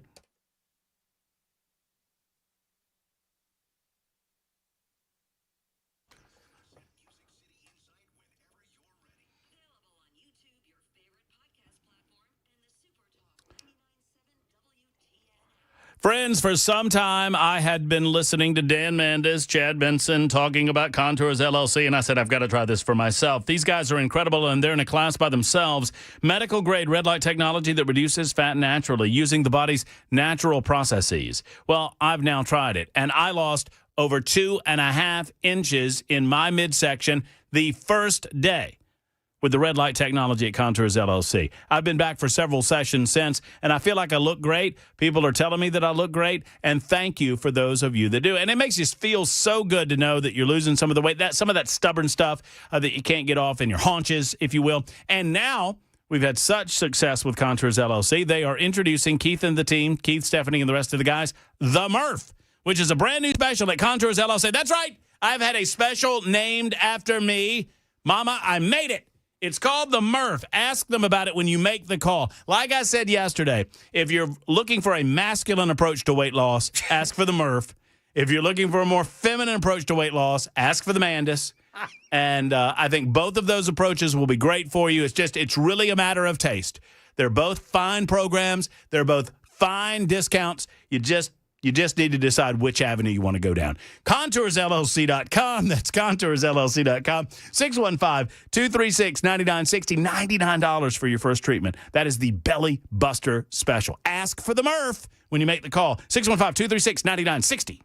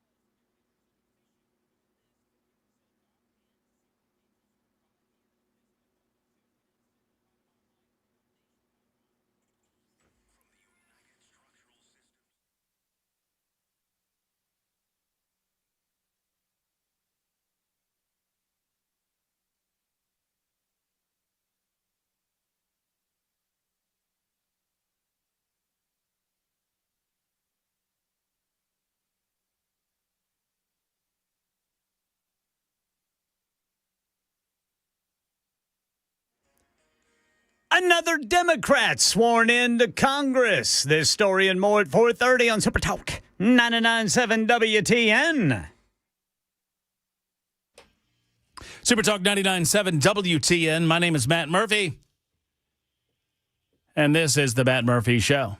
It's just after 4:20. See what I did there? Yes. Just after 4:20. It's 4:29, actually, on Super Talk 99.7 WTN. Oh, we got time for Mike and Old Hickory for a minute. Hey, Mike. How you doing, Matt? I'm great, Mike. How are you? I thought we were talking about the CR. Okay. And you went deep in the weeds on marijuana. Deep in the weeds. That's funny, Mike. That's way to go, brother Mike. There you go. That's cute. Yeah, well, you have. This show's going to pot, Mike. Yeah, it sure is. So let's get back to reality. The congressman you had on, you started out well. There's going to be a vote tonight, right, on the CR. Mm-hmm. Yes, he said by the time we wake up tomorrow, Mike, we will have government open again. We'll have government open and everything's fine and never a problem to be in the future. But it only goes to January, right? It goes to January 30th, the approach, yeah. Yep. So nine of the 12, 3 of the 12 are taken care of in the CR. Yeah. So, but we run out of money again. All right, Mike, I can't believe I'm saying this, Mike, but I'm going to put you on hold. I can't believe I'm saying it only because your call has been interesting enough for me to merit a hold from you because I got to get to the news, and I promised that I would do so. It's 4:30 on Super Talk 99.7 WTN.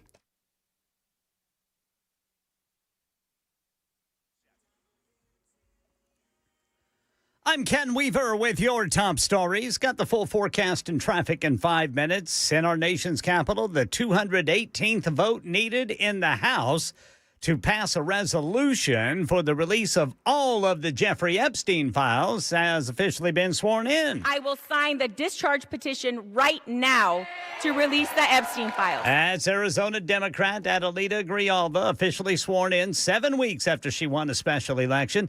Meanwhile, Caroline Leavitt, during today's White House press briefing, responded to Democrats in the House Oversight Committee releasing a series of email excerpts that show Jeffrey Epstein referencing President Trump. These emails prove absolutely nothing other than the fact that President Trump did nothing wrong. And what President Trump has always said is that he was from Palm Beach, and so was Jeffrey Epstein. Jeffrey Epstein was a member at Mar-a-Lago until President Trump kicked him out because Jeffrey Epstein was a pedophile and he was a creep. Leavitt later clarified her comments in a statement saying that Epstein being a pedophile was, quote, a fact that has now come out. Starting today, Tennessee SNAP recipients will get 65% of their November benefits due to the ongoing federal shutdown. Those scheduled between November 1st and today will see partial payments immediately, while others will get theirs on their regular date. The remaining benefits to be issued once federal funding resumes. And Speaker of the House Mike Johnson says they're going to vote to reopen the government tonight. Karen Travers. The White House says President Trump intends to sign the government funding bill as soon as possible after it passes. Press Secretary Caroline Leavitt told reporters they expect that will be tonight, and the president could sign the legislation during dinner with Wall Street CEOs here at the White House. Our troops, air traffic controllers, and federal employees will be back to receiving their regular paychecks. Families in need will get back to receiving their food purchasing assistance, and the people's government will soon be back open for business. Karen Travers, ABC News, the White House. That's the latest news. Traffic and weather next. I'm Ken Weaver, WTN News.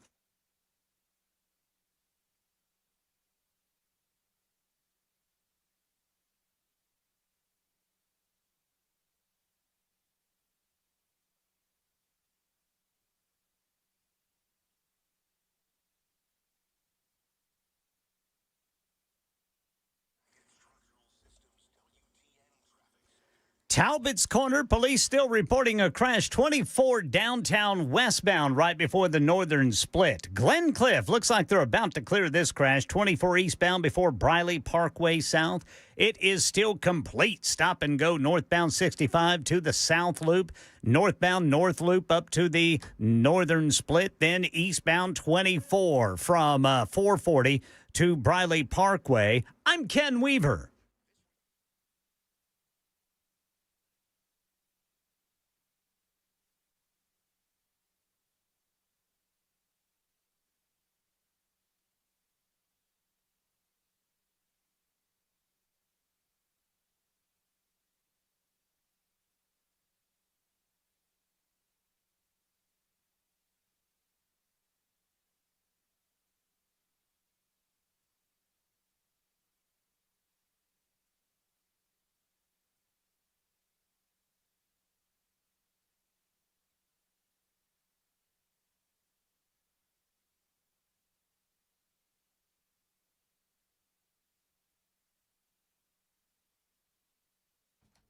Hello, folks. Matt Murphy for Savory Spice. The time is here. Eating time. You know what I'm talking about. It is the holiday season. Forget waiting for next week. We are into Thanksgiving season.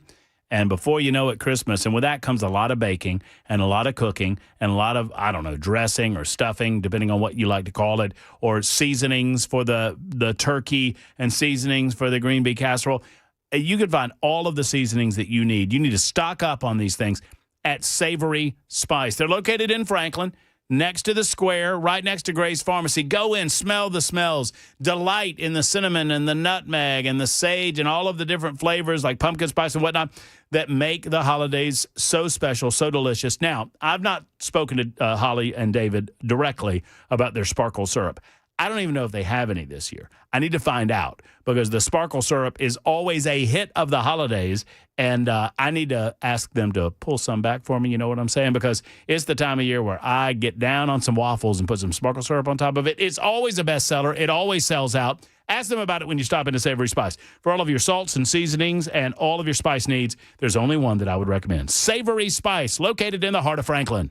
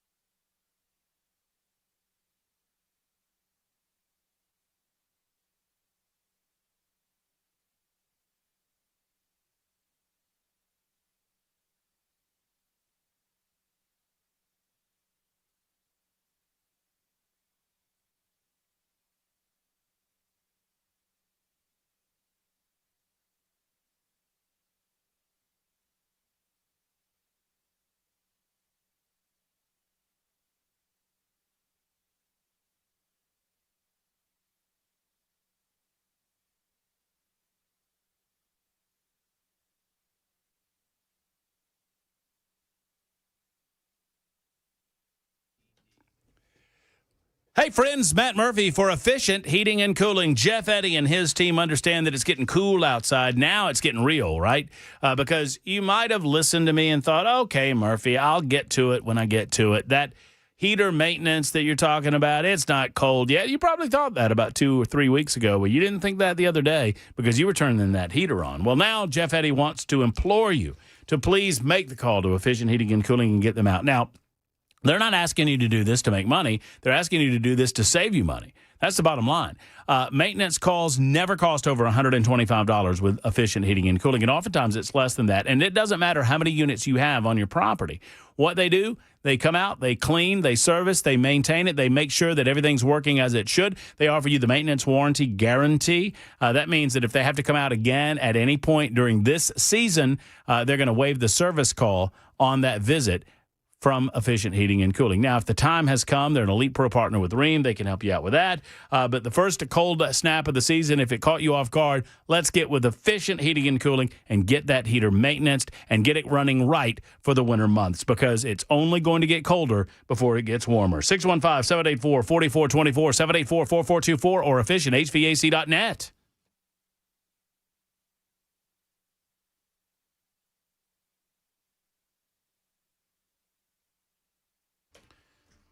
Man, I got a lot of things going on around here.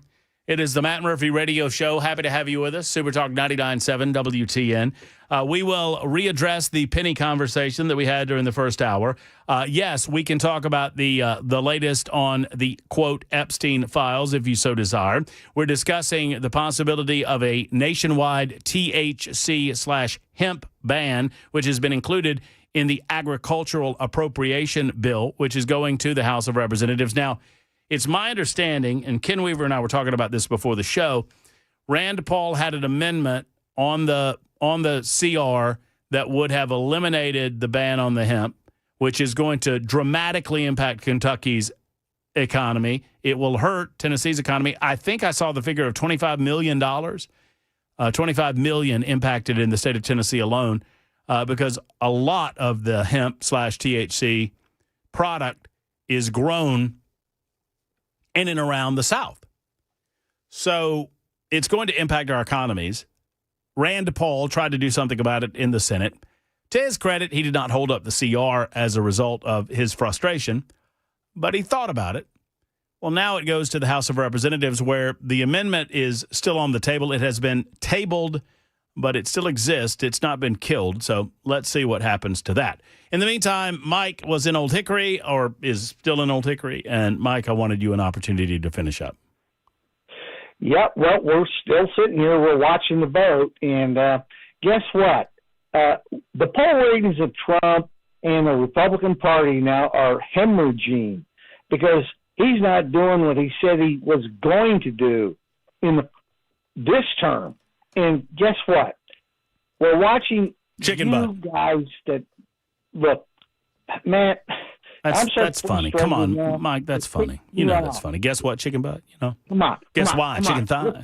Let's smoke a little marijuana, Matt, and then we'll get together. Maybe I already have, Mike. You never know. And maybe that's where we need to be. The whole country smoking marijuana together. How about that?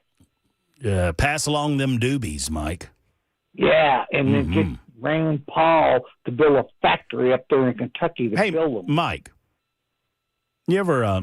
Listen, I'm going to get back to... Mike, no, hold on, Mike. I want to get back to that too, but no, we need to talk about this for a minute. I need to ask you a question. I'm going to get back to the CR. Mike, you ever rolled a fatty? If the CR passes tonight, Mike, does it only get us to January?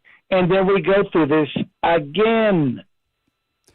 Does the CR tonight passing... Forget the marijuana crap that you are pushing. Mike? Let's just get to the CR. Okay, I have a very serious question. Let's talk about the CR. I have a very serious question about that. CR passes, all right, let me ask you the question. Let me ask you the question about that. January. Let me ask you the question. January. I need to ask you the question. What happens? Okay, Mike, you ready for the question? What happens, Matt? Are you ready for the question? You're not listening. I'm trying to ask you a question. You're trying to tell me what you think. I'm just saying, if the CR passes right now, tonight, I got you all worked up. January. Man, Mike. Then where do we go? You need to calm down. Calm down, brother. Have another toke.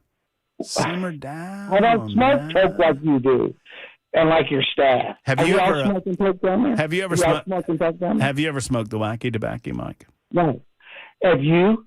Of course you have, because you're doing it now. You call us, Mike. You nailed me, Mike.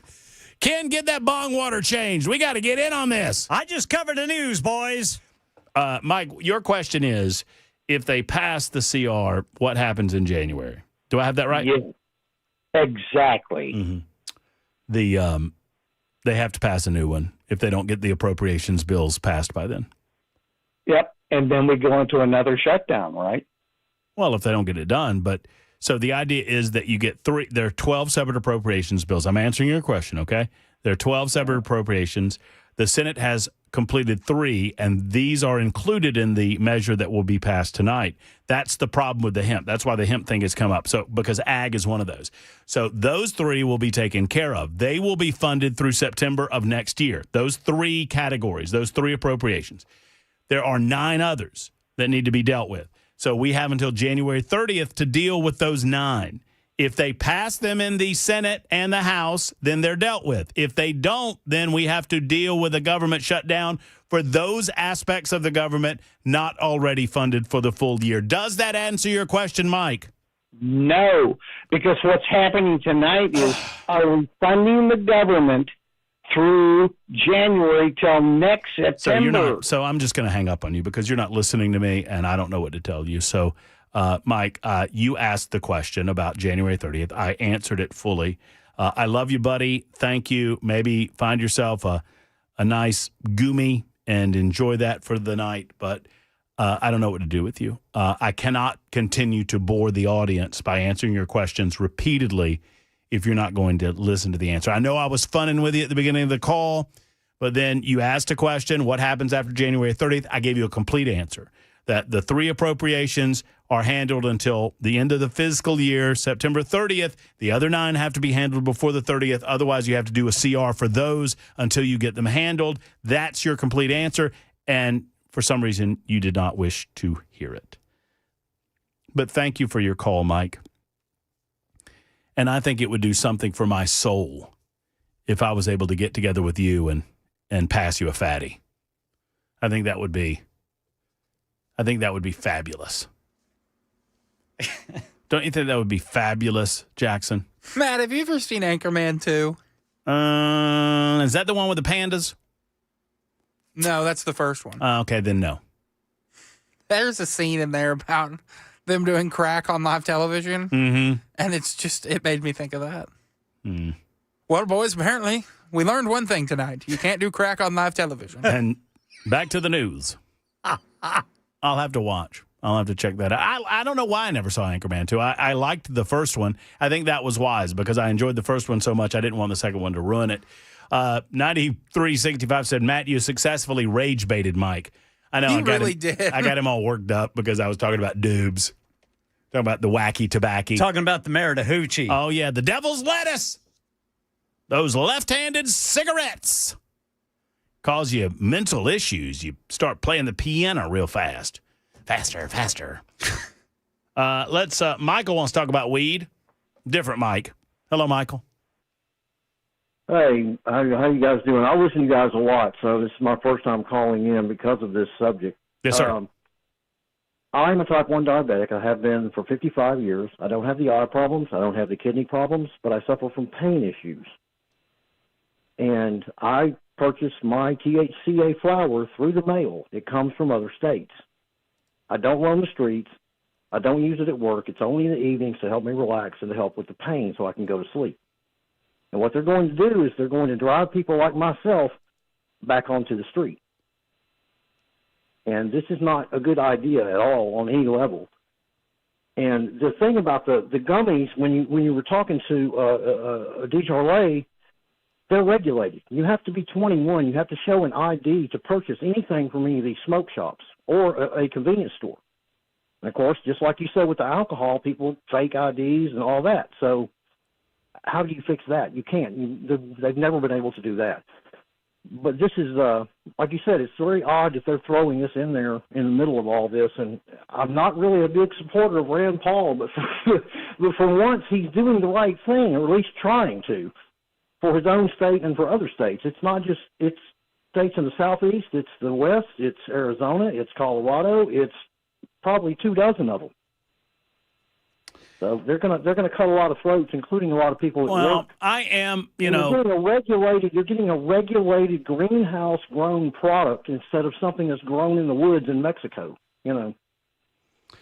Well, there are a lot of people that are against the legalization of marijuana, and I understand, I believe, the sentiment, the genuinely felt sentiment that they feel like it is potentially a negative introduction into people's lives.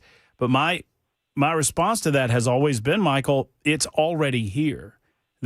And because it grows naturally, it is next to impossible to prevent it from being here. It is a matter of, you know, when you hear the phrase, you cannot legislate morality, this is what we're talking about.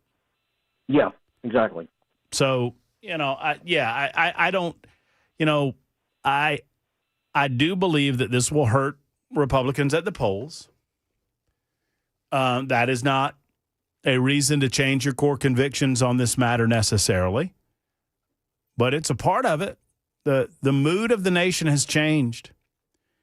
In the time that I've been doing a radio show such as this, when I started in this industry way back in 2000, to suggest in the Deep South that marijuana legalization is the right maneuver because of, freedom and your freedom to do with your body what you choose to do with your body, it did not sit very well with people. Times have changed. Republicans have changed their attitude on this. Conservatives have changed their attitude on this. Not all, but some, many of them.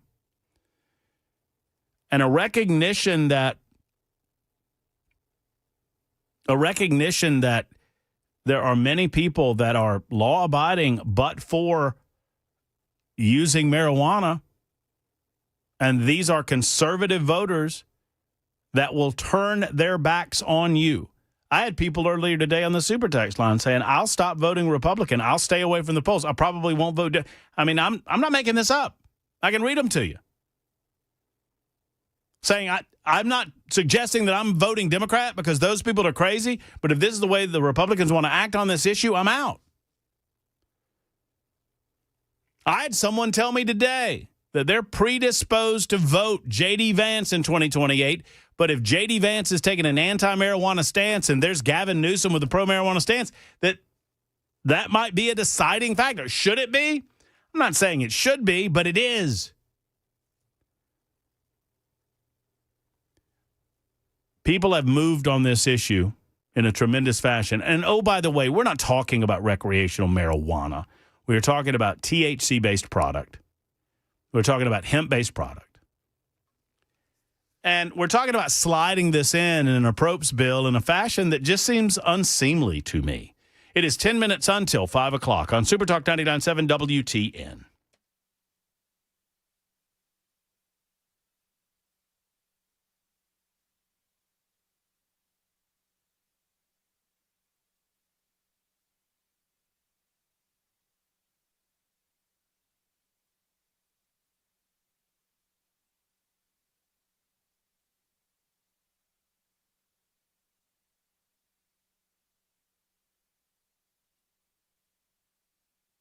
Hello, folks. It's Matt Murphy for Men of Valor. Men are incarcerated in Tennessee prisons, and most of them are getting out at some point. As a matter of fact, that figure's over 90%. Never realized that it was just that much, but it is. Over 90% of the men who are in the prison system will get out. What type of men do you want getting out? Well, in 2024, the group Men of Valor ministered to over 3,000 individuals incarcerated in the prison system. Their army of staff and volunteers minister directly to the incarcerated by way of Bible study, discipleship, chapel service, concerts, classes on manhood, and the like. Men of Valor is a program that helps lower recidivism, and they turn takers into givers in our society. Such a wonderful organization and such a principled purpose to make better men in our society, to lower the recidivism rate, to stop the crime, and to start living lives, productive lives, worthwhile within our society. That's what it's all about. Men of Valor. Go to movministry.com. That's movministry.com to find out how you can give today, either through volunteerism or through your generous donations. movministry.com.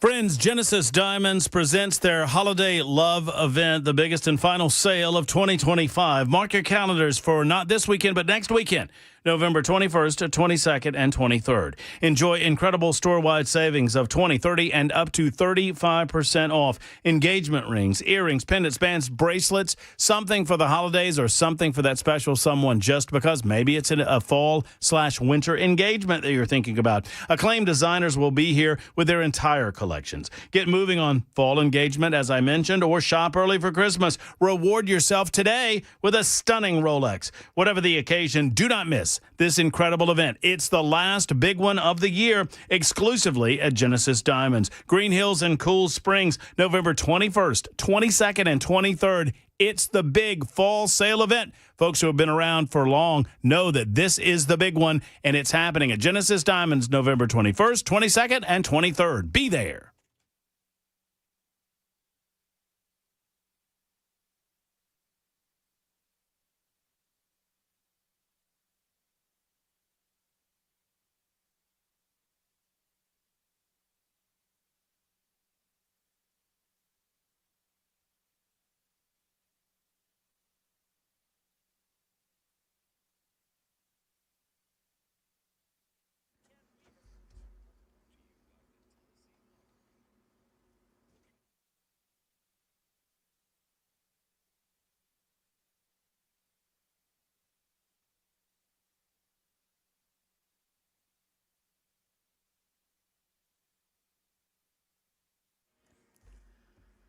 Here the White House responds to Democrats releasing a series of email excerpts that show Jeffrey Epstein referencing President Trump. That's coming up at 5 on Super Talk 99.7 WTN. Thank you, Ken Weaver. Super Talk 99.7 WTN, Matt Murphy and you. So as far as I can tell, my reading of these explosive email exchanges between, I guess it's Jeffrey Epstein writing Ghislaine Maxwell. And in this exchange, he says that Donald Trump has not bitten. They explain that Donald Trump has not involved himself in any way with some of the exploits that they've been involved with. I'll share some of those with you in the 5 o'clock hour. We can talk about that. I'm open to talking about that. I do not believe that this is the explosion that the political left or those in the mainstream press, like #NeverCNN, would have you believe. It occurs to me that this is just the latest in a laundry list, a long list of, this time we got him. That's what they say. They've been trying to destroy Donald Trump since 2016, since he began winning primaries. And they thought, remember the Billy Bush tape? They thought that was going to get him right before the election happened in 2016. I mean, and the FBI and all of those shenanigans and everything that James Comey was involved in and lying about it. And I could go on and on and on and on and on. Russiagate and this and that and the Ukrainian situation, that telephone call and the various impeachments and all of this, and look what he said here, and look what he did over there, and look at, and we're going to get, remember when they were going to get his tax returns, and then those tax returns were going to show all manner of illegal activity, and that's really going to get him, and then they showed his tax returns, and they're like, well, it's a big nothing burger. Y'all keep worrying about that which is a distraction, and hopefully the president will get back on track, because let me tell you something. He's not had a good week. And I've said this yesterday, and people yelled at me about it. It's not been a good week with the stupid stimulus check idea and the 600,000 Chinese nationals coming into the United States of America, and our universities can't support it. And then he told Laura Ingraham that we don't have enough talented people in the United States of America. And then, I mean, the idea on the filibuster, I mean, it's been idea after idea that I just disagree with. So I'm not here to tell you that Trump's had a very good week, but he needs to get back on track, back focused again now that the government's back open, and get back to that which he promised on the campaign trail, and I think he will. Jeff, in the meantime, is on the line with us. Hello, Jeff. How are you? I'm good. How are you, sir? I'm great, Jeff. What's on your mind? Well, I've been listening to conversations about the THC ban, and I'm actually a store owner. So I kind of have a little bit different perspective, and we're already regulated as it is, especially with the new rules that are coming out under the ABC. And the only other regulation that you could do to hurt us any worse is to do what they're going to do today, and that's to ban nationwide. I have full-time employees. We have our health insurance. We've been in the community for 7 years. You know, we do a good business, we do an honest business, and we do it by the book, and it's just one hurdle after another. And people don't realize how regulated we already are, and then it's going to be even stricter through the ABC. It's just a whole different perspective, and people don't understand. I actually had both senators that wrote the bill come to my store, I tried to explain to them the different things that were going to happen, how this would affect everybody's life, and it just no longer are people voting for the people, or they're voting what they want to do. They're not representing us anymore, and that's what's very disappointing. Well, that's really well said, Jeff. Thank you for your call. Keep listening, keep your chin up, and we'll keep trying to inform the general public on these matters and how it impacts people like you and the economy like ours. It is 5 o'clock. It's time for the news on Super Talk 99.7 WTN. Hang in there.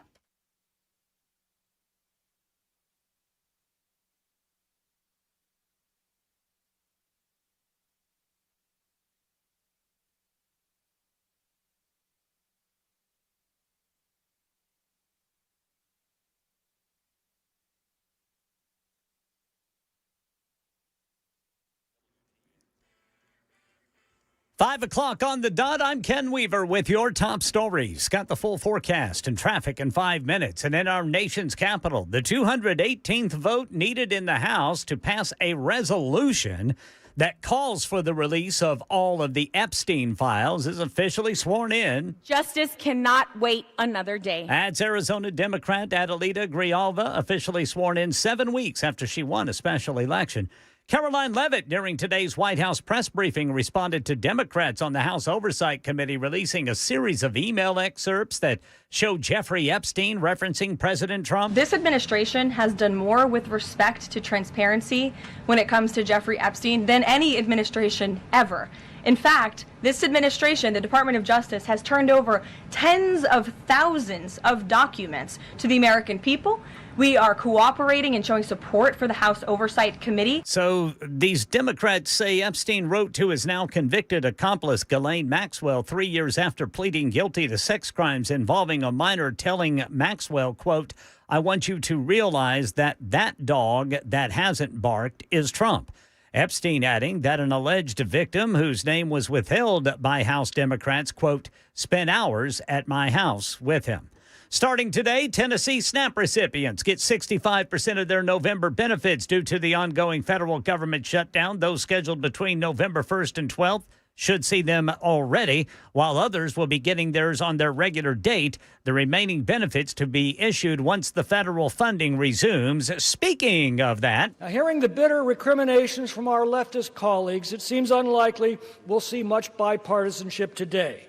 But with or without them, we will reopen the government tonight and get back to addressing the challenges that confront our country. That's Republican California Congressman Tom McClintock speaking on the floor. Stephen Portnoy on what Speaker Mike Johnson needs to get this thing to the president's desk. One question is how many Democrats in the House will cross the aisle to end the shutdown? 8 Democrats in the Senate supported the measure, drawing the ire of progressives from coast to coast because the bill doesn't include an extension of expiring Obamacare subsidies. Assuming there's full attendance in the House tonight, Speaker Mike Johnson can only afford to lose 2 Republican votes before needing the support of Democrats to get the bill onto the president's desk. That is Stephen Portnoy reporting, and the latest news, traffic and weather next. I'm Ken Weaver, WTN News.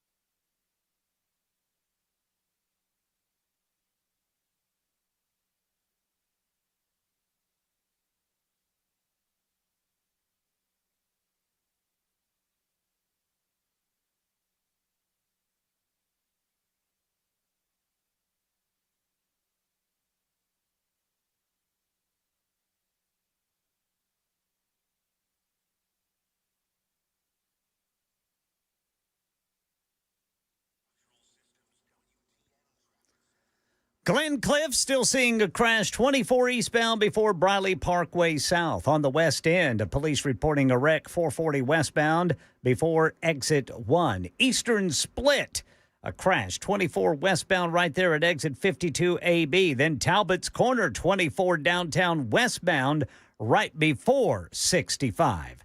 I'm Ken Weaver.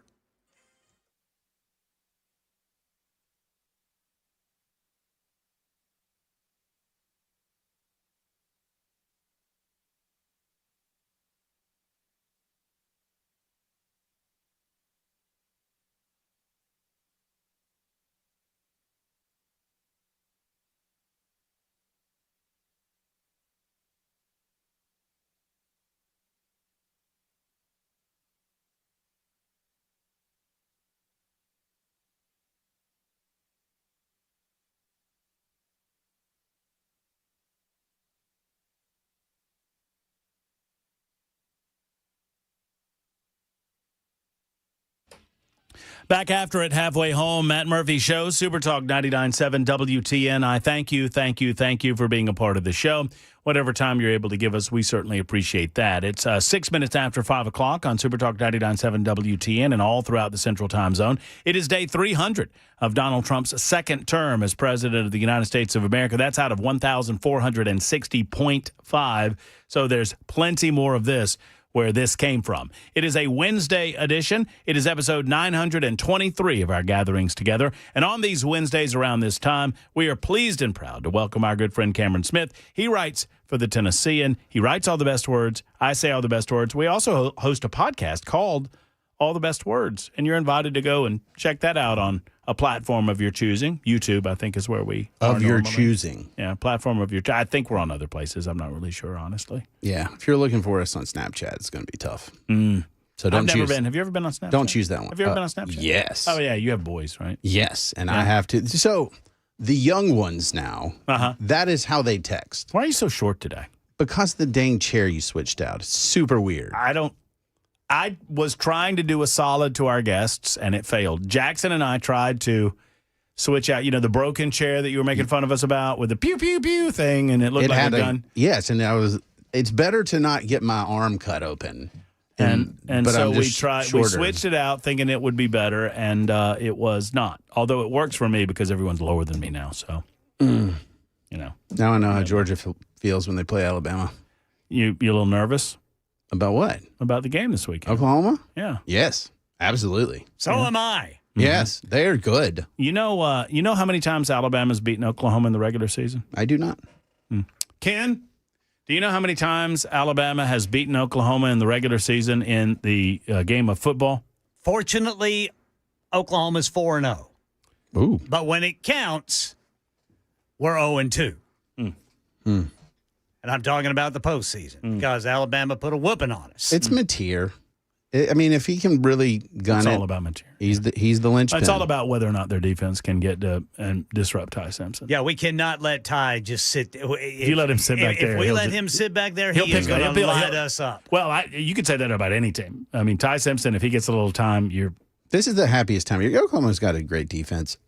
They're a good team, and so yes, is the answer to that question. Very good.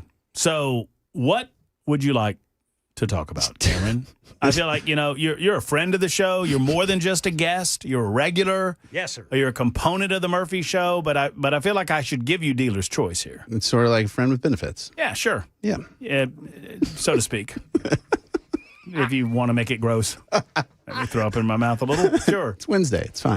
Sure. I learned something the other day. You know what? Never mind. I can't do that on the radio. I can't remember the phrase you taught me yesterday. It's like pillow something or another. Nope. No.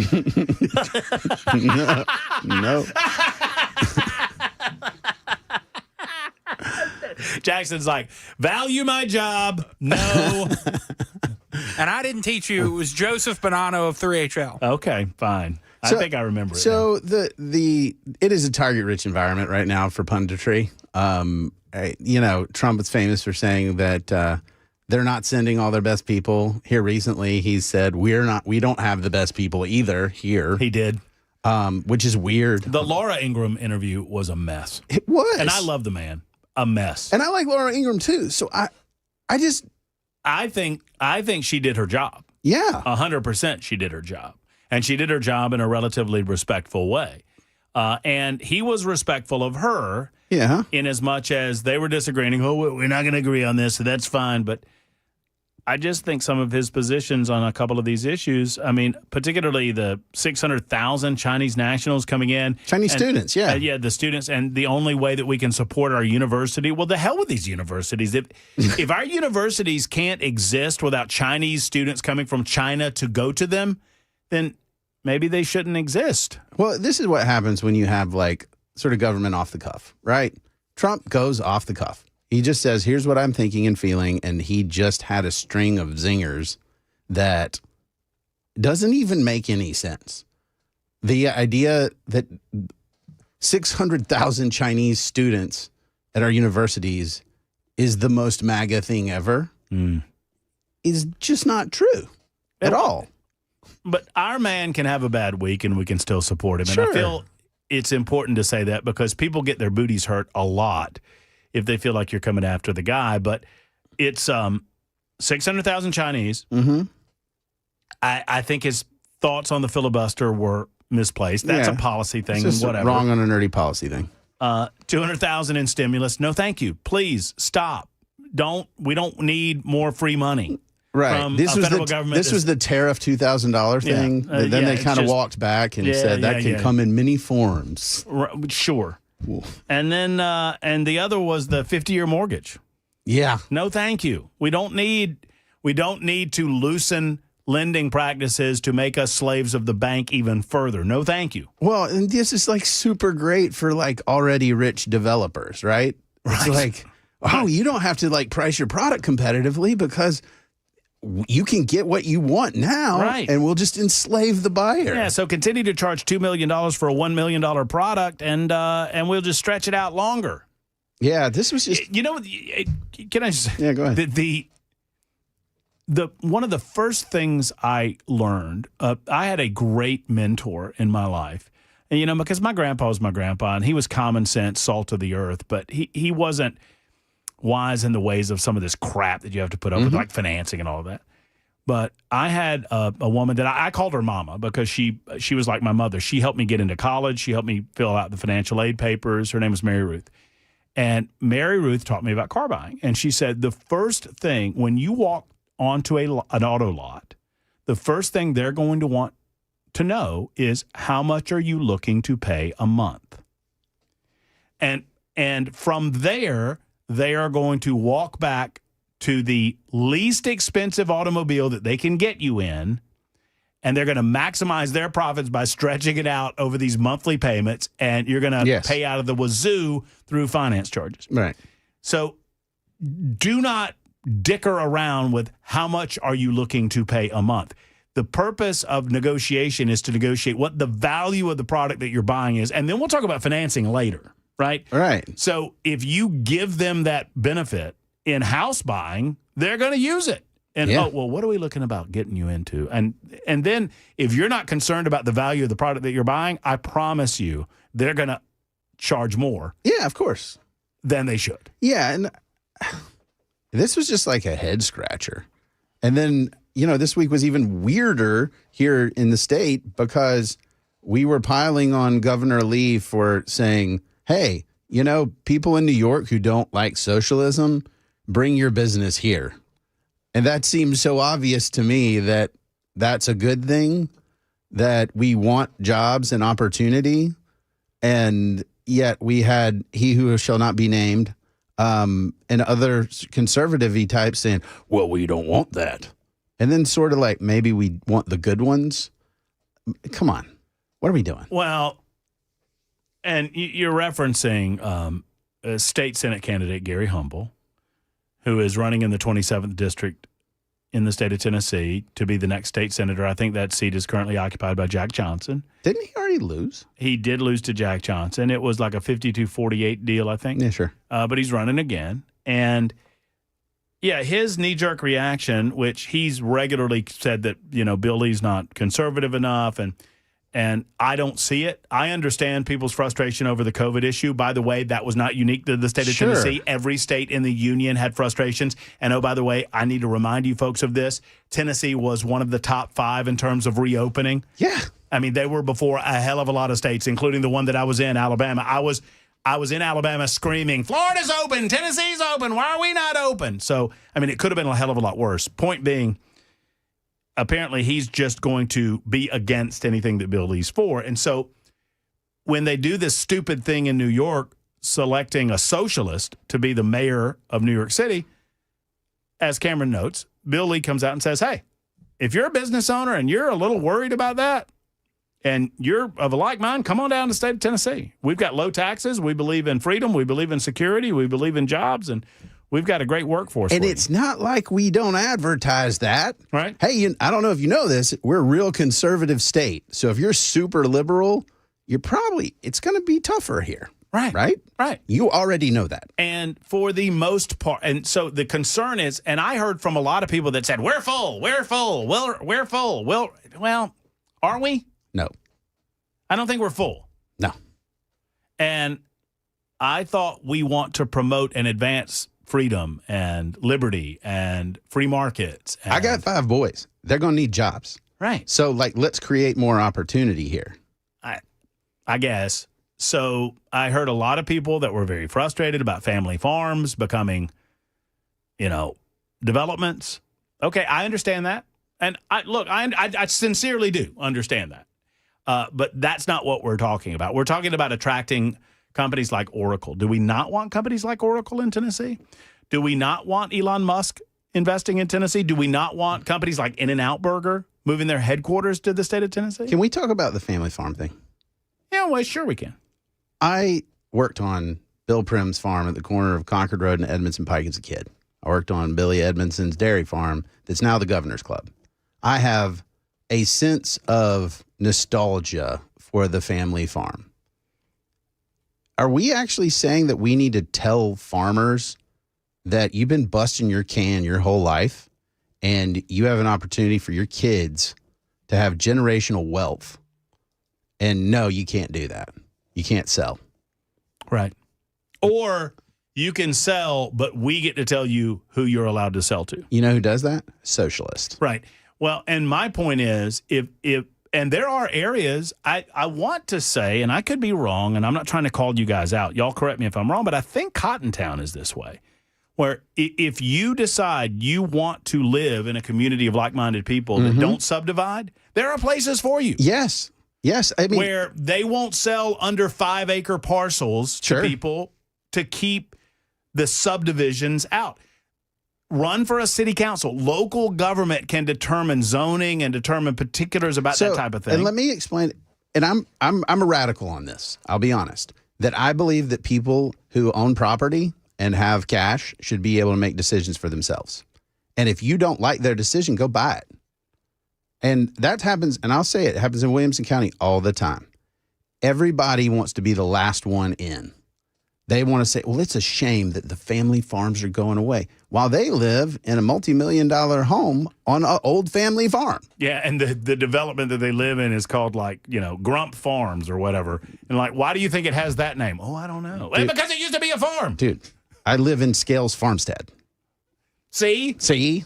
And so you're a part of the problem. And would I love the landscape around my neighborhood to remain pristine indefinitely with cows roaming free, happy cows? Yeah, of course.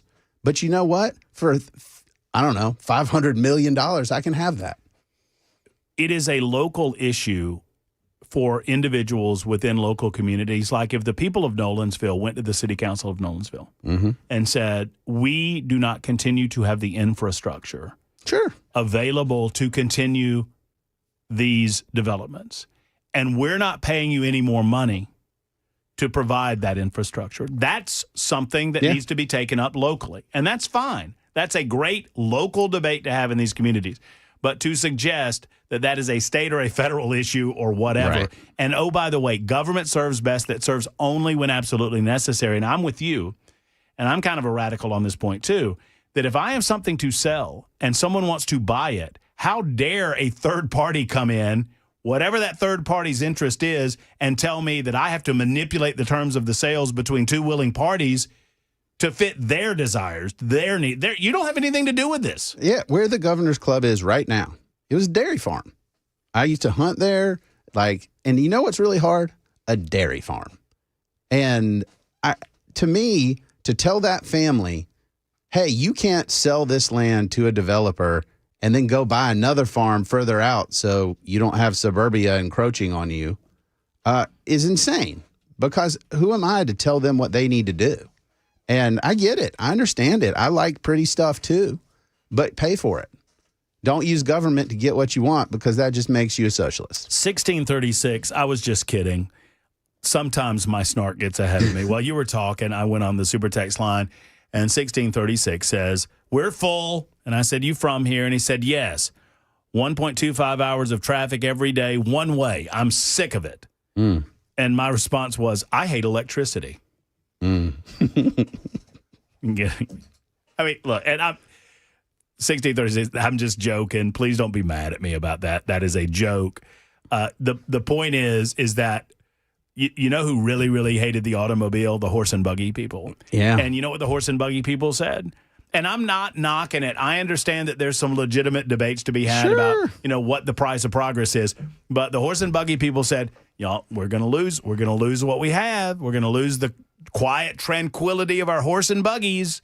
And there's going to be these loud, emission belching. They sound like a lot of liberals, that loud emission belching, horseless carriages traveling around, killing our young people. And look, it happened. And I mean, okay, first of all, we live in the United States, and so we have to have freedom of movement across the state. So are you going to do a entry test? Are you going to say we're going to check and see whether you're liberal-ish, super socialist, or what are we going to do? Well, I have respect for 1636 because at least he says he's from here, and he's always been from here.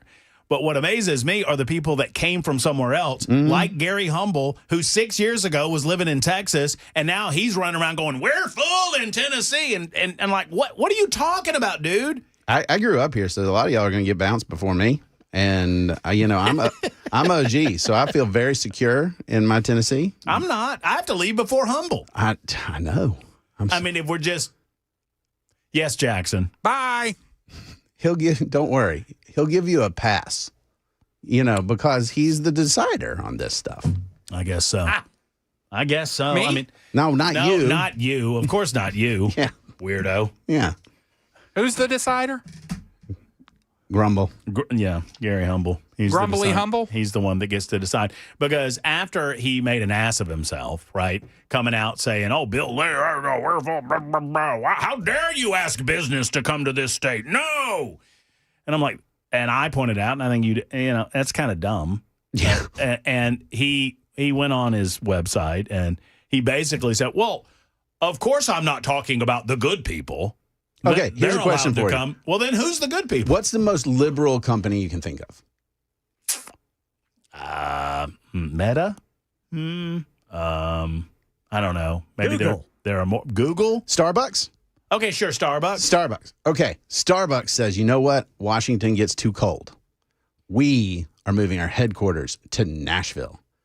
Do you say no to that? Grumble does.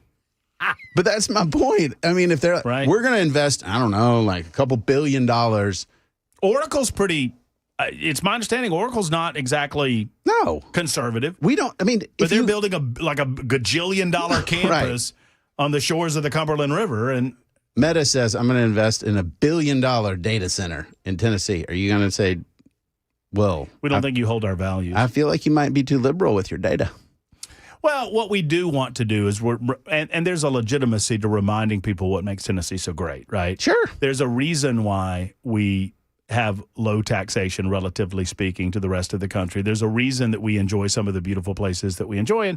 And look, I understand wanting to keep those places, but I also understand nostalgia is a form of depression. I posted something on my Twitter feed, @MattMurphyShow. Follow me. I'm fun over there, @MattMurphyShow, because all I hear about downtown Nashville is how awesome it was back in the day, right? And I posted this photo, and I was joking around going, yeah, this is really awesome. It was from 1995, and it was Broadway headed towards 2nd, And it's a bunch of empty storefronts, and there's one place that's occupied, and it's the Adult Emporium. Yeah. And I was like, yeah, it was awesome back in the day, wasn't it? I mean, yes. I understand that it's not for everybody, and I understand that too much of a good thing is too much of a good thing. But you know what makes Middle Tennessee great? It's the people, right? And I agree. It's the Southern hospitality, and it is teaching, engaging, saying, hey, guys, you know why things aren't going great in California in spite of it being an awesome place? Because there's some really bad ideas there that they have for governing. And you know what? Tennesseans are smart enough to look at this and say, yeah, I don't think we're going to do that. So 9083 writes in, and I know we have to go to break, Jackson. My apologies. It's not just business owners. We don't need a bunch of New Yorkers flooding Tennessee. We've already got half of California here, and yes, we're full. I would absolutely, positively tell Starbucks no if it was within my authority. We get by fine without them, and they will just attract tons of liberals. Well, okay, so In-N-Out Burger. Glock Store is a wonderful company that I do advertising with. I endorse the Glock Store, and I speak for the Glock Store, and I love Lindy McGill and the Glock Store. They came from California. Were we supposed to tell them no too? Oracle, no too? I mean, and if you tell me that if we start naming companies and then at some point you say, Murphy, you're being silly. Right. I say to you, okay, then are you the one that gets to decide what's silly and what's not silly? Or are we going to allow the free market and the free exchange of movement and ideas to be the principle that we rely on? Yeah, that's a wild freedom and weird, liberty, man. It's a weird crazy thing. It's a weird thing. 615-737-9986. It's the Murphy Show on Super Talk.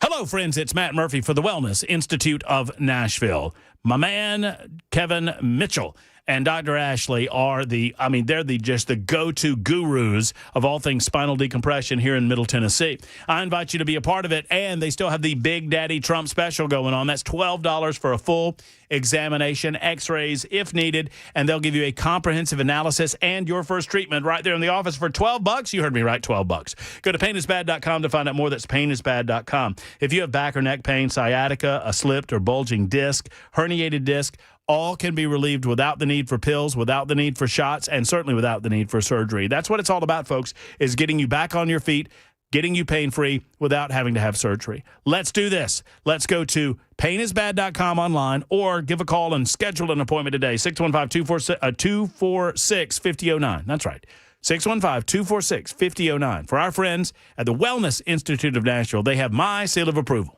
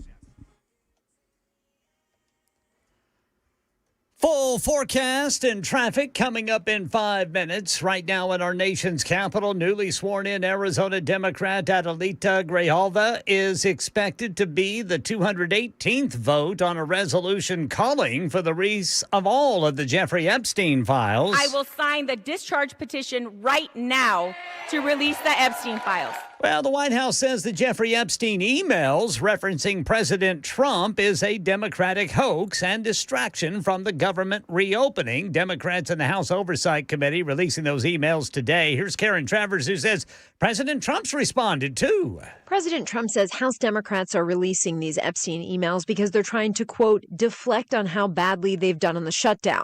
The president, in a post on social media, urges Republicans to not get distracted, writing, quote, only a very bad or stupid Republican would fall into that trap.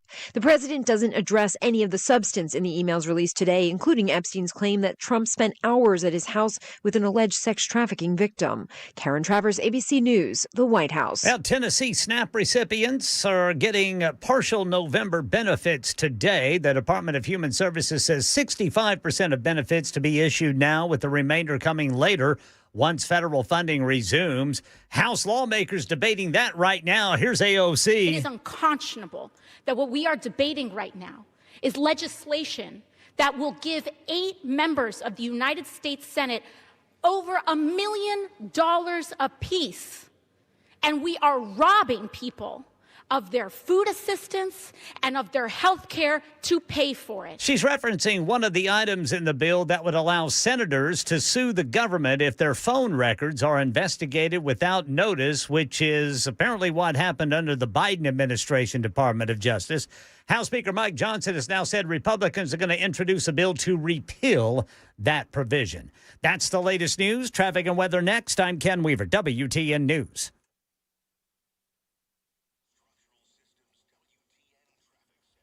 West End got a crash, 440 westbound right before exit 1. 24 eastbound before Briley Parkway. That still has everything backed up. Not just eastbound 24, but eastbound 440 over to 24. Then you got northbound 65. It's a parking lot up to 440 and then again to get to the South Loop downtown. And now I'm looking over here by the airport. We've got a crash on the left shoulder. That's 40 eastbound past Donaldson Pike. I'm Ken Weaver.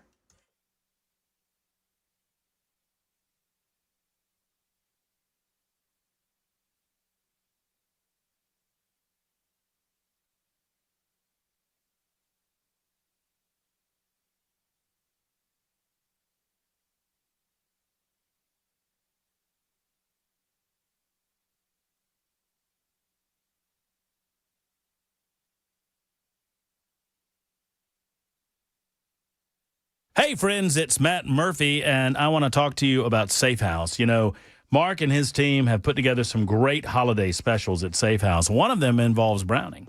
Browning rebate time has started. Now through December 31st, receive up to a $400 rebate off of all Browning safes or vault doors. That's a pretty substantial rebate on top of their already low prices at Nashville Safe House.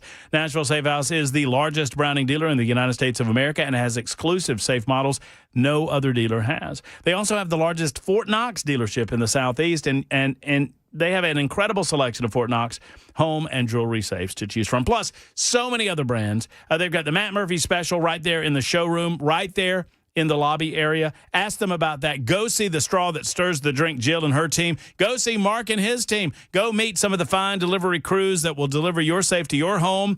And that remember that gun safes are sales tax free at Nashville Safe House. Go to NashvilleSafeHouse.com, or better yet, stop by and see them. 4th Avenue South in Nashville, across from City Cemetery's Nashville Safe House.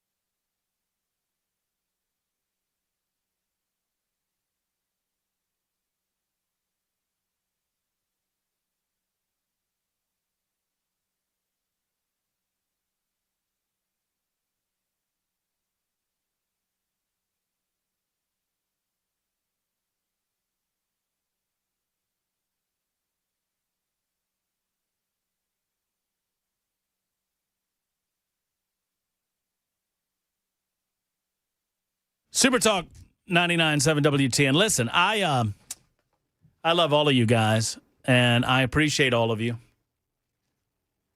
Armchair PD says I-24 should be for native Nashvillians only. IDs required. You see, that's a great idea, and I would think that people like Ken Weaver would be on board with that idea, but then Ken can't. Then you can't drive on I-24, Ken, because you're not native to the community. I mean, we need to make some exceptions for people we approve of, right? Give the old thumbs up for some folks. I don't mind not driving on I-24. Yeah, but where do you have to go then? Well, I'll take 65. Oh, okay, but aren't all... But 65 would be a mess, Ken. Yeah, see, because... Oh, that's right. all these non-natives. Son of a biscuit eater. Right, and then you're saying, well, I'll just go on 31 then. Yeah, but there'll be a lot of folks on 31, too. We'll apply for Ken an I-24 visa with the Grumble administration. It's been an ongoing debate. I just, what do you want? Do you want a red hot economy that people want to be a part of, or do you want a stagnant economy that, unemployment rates are going up? I've been a part of that. I was in Birmingham, Alabama, and Birmingham, Alabama could not get out of its own way. And I wouldn't say that Birmingham necessarily was, quote unquote, stagnant, but it was not the state of Tennessee. It wasn't boomtown. And let me promise you something. It's better to be here than it is to be there. Yep. You were there. I was. And it was true. I mean, the growth we have experienced has been so profound. And there's a lot. I get it, right? And I'm not trying to say I don't like, I love rural Tennessee. I prefer it in many respects. If my wife would let me go there and stay there, I would. It's beautiful, man. Yeah, man. And so I just, this idea that, runaway growth, well, who gets to decide that, right? Who gets to be the arbiter here? And you're going to tell a whole lot of people that they can't do what they want with their property, with their money. That sounds kind of not very conservative to me, I just want Elon Musk to build Ken Weaver a tunnel. He's going to do that. From the radio station to Murfreesboro. I think that would make Ken Weaver very happy. I wish he would just maybe buy me a house in Brentwood. I just want it to be called the Borough, and that's what the tunnel's called. The Borough. I'm a little jealous of Chris Hand because he came up with being an a-hole first, and I refuse to use it. Yes, he did. I refuse to use because I think it's besmirching the wonder that is the tunnel that is coming to Nashville, Tennessee. I think it is casting aspersions, as they say, against this beautiful tunnel that I know and love, and I want to be first in because I'm a supporter of it, and other people are mocking it, and I think it's awesome. They said we were going to get to ride the tunnel, right? I hope that Elon Musk is listening. Oh, look, I bet this is my buddy Paul over there. Is this? Oh, yeah, he's calling me. So I've got this super tech. Paul, if you're listening on the radio station, I can't talk to you now, buddy. I wasn't talking about now. So I give people my cell phone numbers. Yeah, sure. My cell phone number. So, and people get surprised that I do that. I'm like, whatever. I just want to answer the phone. So I got a brand new phone, by the way. iPhone 17. Look at you. Oh yeah, I'm very fancy. I got me an OtterBox. That's the liberal phone, right? I'm sure. Yes. Okay, just making sure. What should I have gotten? The Android track phone. No, that's for drug dealers. What about that Mint fellow? What's that guy's name? Reynolds. He was Deadpool. That is the Deadpool. Europhone, I believe. Isn't he married to that woman that's suing the guy? Is that right? Yeah, Blake. Oh, did they drop it? Yeah. That guy, I got to listen to more of the news. Yeah. They dropped it. Anyway, so Paul, I guess his name is. Oh, wait. Oh, okay, Paul. So, Paul, okay, I just realized. I don't think I should read any of this right now because I thought Paul was accusing me of being a liberal, and he was like yelling and screaming about me and my liberal ways and how I'm such a square peg in a round hole. And I responded to him by saying, hey, friend, appreciate you. Give me a call anytime you want. This is Matt Murphy. I'm certainly no liberal. And now he's saying that he wasn't talking about me. He was talking about Chad. Freaking Chad. So I'm sorry. Chad, you'll have to take it up with Paul. Yeah, I want us to all be real conservative. I just don't want us to use the power of government to control other people because it's not, I agree. Hey, Jackson. Yes. What do you want? It's time for Nincompoops in the News. Nincompoops in the News. That's right, friends. It is time on these Wednesdays. We add a special seat at the table of Nincompoops in the News, and it's for Cameron Smith. There's Cameron, there's Matt Murphy, there's Jackson, there's Ken. We give you 4 stories, and you get to pick from those 4. I've got to get a sip of something because my throat is very dry. So, Jackson, who won yesterday? I won yesterday.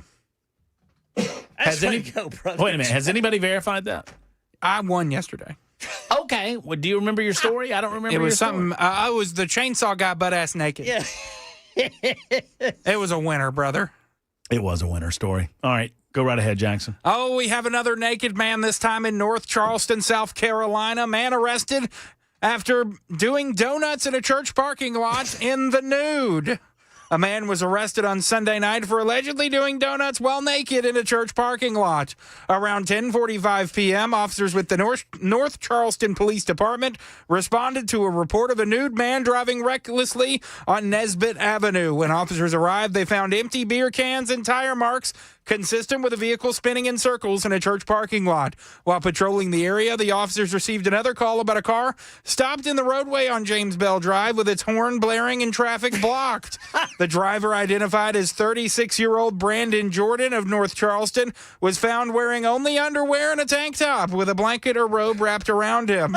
Officers reported that Jordan smelled strongly of alcohol. A search of his vehicle turned up a scale and a white powder that tested presumptive for crack cocaine. Jordan was charged with the following: possession of cocaine and possession of crack cocaine. I didn't know they powdered cocaine, and then he was on crack. He was on the crack. I don't know the difference. Does crack cocaine and cocaine, do they make you act different? I have no idea. I've never done crack, man. I don't think any of the people in this conversation have any idea. No, sir. I actually worked on the sentencing guidelines for the federal government. So Cameron's done crack. Cameron, what was the free sample like? there was a sentencing disparity between powder cocaine and crack, which is a different form That's the of crack the same rocks, drug. right? Yes. And so it's basically cocaine's just high class. It's Wait, I basically thought what crack it was cheaper. Yeah. Yeah, it is. That's, yeah. Yeah. It's like blue collar cocaine. But they do the same thing. They do the same thing. You But can't what's get the it in a difference? gummy. Then why would I pay not that Why I'm would I pay encouraging the any of this. premium Why for would I pay a crack? premium price for powdered cocaine if crack cocaine does the same thing? Because you're just a fancy guy. Is it easier to ingest? I mean, you snort it versus smoking it, I think, is the difference. So it's Or an ease injecting of it. use. Or I guess You can could inject crack? I think so. That sounds very dangerous. I'm not really sure. I thought that was heroin, but whatever. Maybe I'm I thinking don't- of heroin. Sorry. I think you're thinking of heroin. I'm going to look up on the work computer, can you inject crack? You should do that, Jackson. See what comes up. That's a very good nincompoop in the news. It's cooked. Yeah, it's you just cook cocaine. Crack looks like small brown rocks. People use crack cocaine by heating it in a glass pipe or adding it to marijuana or tobacco. You can inject crack. Yeah, I thought you could. Crack is whack. Yeah, don't inject crack, anybody. Don't listen to Cameron and Jackson telling you can. Well, you cannot. I just want to know why you would do anything recreational that involves injections. You know? Yeah. Neither of you have answered my central question, and that is, why, if I'm a baller on a budget, would I pay the extra amount of money, which I am told is a lot more for the powdered stuff, if I could get the same type of high from the rock stuff? Well, you want something that looks like baking soda or looks like little rocks? I feel like the principal purpose behind all of it is to, I feel like they're not really worried about the You're look. a drug but you're gonna do utilitarian. crack. You're just like, I don't care. I'm just looking for the functional effect. I Right. mean, And that's the reason people drink box wine. I'll go to the Great Value brand if necessary. Not that I shop at Walmart, but you know what? If the taste is relative, maybe it's the taste.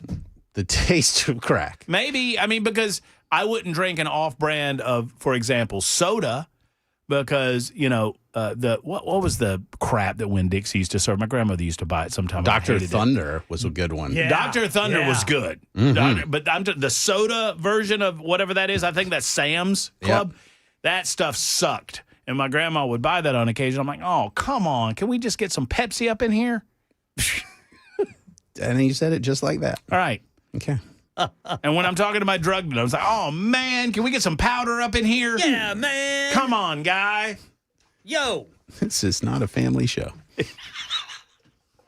You want to go next? Sure, buddy. Sure. We all have to tell me if you got this. This one came with body cam footage, which is great. A Florida man was allegedly running from law enforcement earlier this month, and he barricaded himself. Investigators say they were able to identify a suspect of a stolen Ford F-350 as Keith Rogers after he bought lumber at Home Depot using the truck. The truck was parked in a driveway where he unloaded the wood before fleeing into the residence upon seeing law enforcement. He barricaded himself into the house and said, and this is a quote from the negotiators, due to his extensive criminal history and previous statements that he would get into a shootout before going back to jail, SWAT and crisis negotiators were deployed. After a standoff that lasted several hours, Rogers fell through the ceiling into the arms of SWAT members. There's a body cam video that the guy falls. He's hiding out in the attic. He has barricaded himself in, falls through the ceiling. The SWAT member is actually holding his leg to stop him from crashing completely through. He falls the rest of the way through, and then they restrain him. So if you're going to barricade yourself, watch out for sheetrock in between the studs. Yeah. It's the joists, I should say. You got to have plywood down. Yeah. Otherwise, you're going to come right through like Clark Griswold in National Lampoon's. And that's exactly what happened. Christmas Vacation. And it's like, dude. And that always bothered me when I was a kid because I felt like if he fell halfway through, couldn't he just go all the rest of the way through? Yeah. It annoyed me. He wouldn't get stuck. Right, Yeah. even as a kid. It's just funny here because it's like, you won't take me alive. You're not going to get me. And then imagine you're the SWAT person and then there's this like leg hanging through the ceiling. I bet that's our guy. Yeah. Right? That's look him. at there. Do you remember Bob Sykes Barbecue outside of Birmingham? I do. In Bessemer, Alabama. Remember that guy? Mm-hmm. So this was a story. This would have been a fabulous nincompoop in the news back in the day. Bob Sykes Barbecue is a great local barbecue joint just outside of Birmingham, Alabama in Bessemer. One day, Bob Sykes comes in early in the morning to get the fire pit going, to get the butt on the old smoke, and start the process of making the barbecue. And he sees two naked legs dangling out of the top of his chimney. A guy had tried to sneak into his restaurant by going through the chimney and had gotten all greased up and stuck. He eventually wriggled out of his pants, which fell, and so he had no pants on, and he was stuck and had been stuck there all night with his bare ass dangling out of the chimney. And Bob Sykes, so they call the cops. They have to get him out of the chimney, and they left behind the greasy pants, and he framed the pants and put them up in his restaurant as a symbol of the man's stupidity. Mr. Ken Weaver. Yes, sir. You're an nincompoop. All right, boys. Lawn guy hosted bash with homeowners away. Landscaper allegedly threw party while homeowners were out of town. And neighbors were not pleased to see dozens of guests flowing into a party in Weddington, North Carolina Saturday, so they alerted police to the situation. And when authorities arrived, they found 37-year-old Michael Brown, who they say had invited several hundred guests to the party and charged them admission. Brown first claimed he was the homeowner, then said he was the grandson of the owners. And then police said, after several additional epic failures at telling the truth, he finally admitted he was the lawn guy and had no relation to the homeowners whatsoever. Baller. As for the actual homeowners, they were on vacation at the time. Police broke up the crowd, and per the press release, many of the partygoers doubled down on their criminal behavior as they decided to leave the area recklessly in their cars, which led to numerous traffic stops. Police also noted property damage at the home. As for Brown, he was arrested and charged with breaking and entering, contributing to the delinquency of a minor injury to real property, obtaining property by false pretenses, and second-degree trespassing. He was freed on bond. Oh, was he? Yeah. Well, And he said he hopes the homeowners will still let him do their lawn care. I mean, probably not, but maybe. Maybe. Who Why knows? not? They might be understanding. Bold play to go for keeping your job. I feel like I might be repeating a nincompoop, but Jackson will tell me if I am. Florida man, 7-Eleven? No? Keep going. I'm going to keep going. A Florida man who apparently mistook a 7-Eleven toilet for a Ritz-Carlton bathroom was arrested for striking a female clerk in the face with a wad of chewing tobacco. Ring any bells yet? No, this is a new one. I'm all good, and I think I've got a winner. He was arrested for striking a female clerk in the face with a wad of his chewing tobacco due to his concern about the convenience store's, quote, lack of toilet paper. Investigators say Dalton Albert, 40, entered the business around 8:30 in the morning to utilize the bathroom facilities. That's a quote. Seen in this mugshot here, and he looks like a winner. Albert subsequently argued with the victim, Razia Sultana, over the lack of toilet paper in the bathroom. As recorded by a security camera video, Albert then gathers a wad of chewing tobacco from his mouth and throws it at the victim, striking her in the face. An officer who responded to the 7-Eleven reported that Sultana had, quote, remnants of the defendant's tobacco on her face and clothing. Charged with misdemeanor battery, Albert was booked in the county jail and was released on $1,000 bond. My goodness gracious. Just ask politely for some TP and be done with it. That's a waste of good tobacco. That is also a waste of good chewing tobacco. I would agree with you, Ken Weaver. There you go. That dude is a bona fide nincompoop. That's how we play nincompoops in the news. Super Talk 99.7 WTN. Vote Cameron. I wouldn't advise it. Vote Jackson. Nah. Ken Weaver? Yes, probably. Remember what I said yesterday? Or Murphy. What? A vote for Matt Murphy is a vote for socialism. Yeah, you didn't explain it yesterday either. Because you were outsourcing to Hand, and, Hand had the story, and he gave it to somebody who didn't. My story was original today. I don't 7-Eleven, All-American, chewing tobacco, 7-Eleven, All-American, spitting on the people. Come on, man. I'm trying to go to the bathroom in the 7-Eleven. That's got every element of the United States of America that you want in a nincompoop story. That's how we play nincompoops in the news on Super Talk.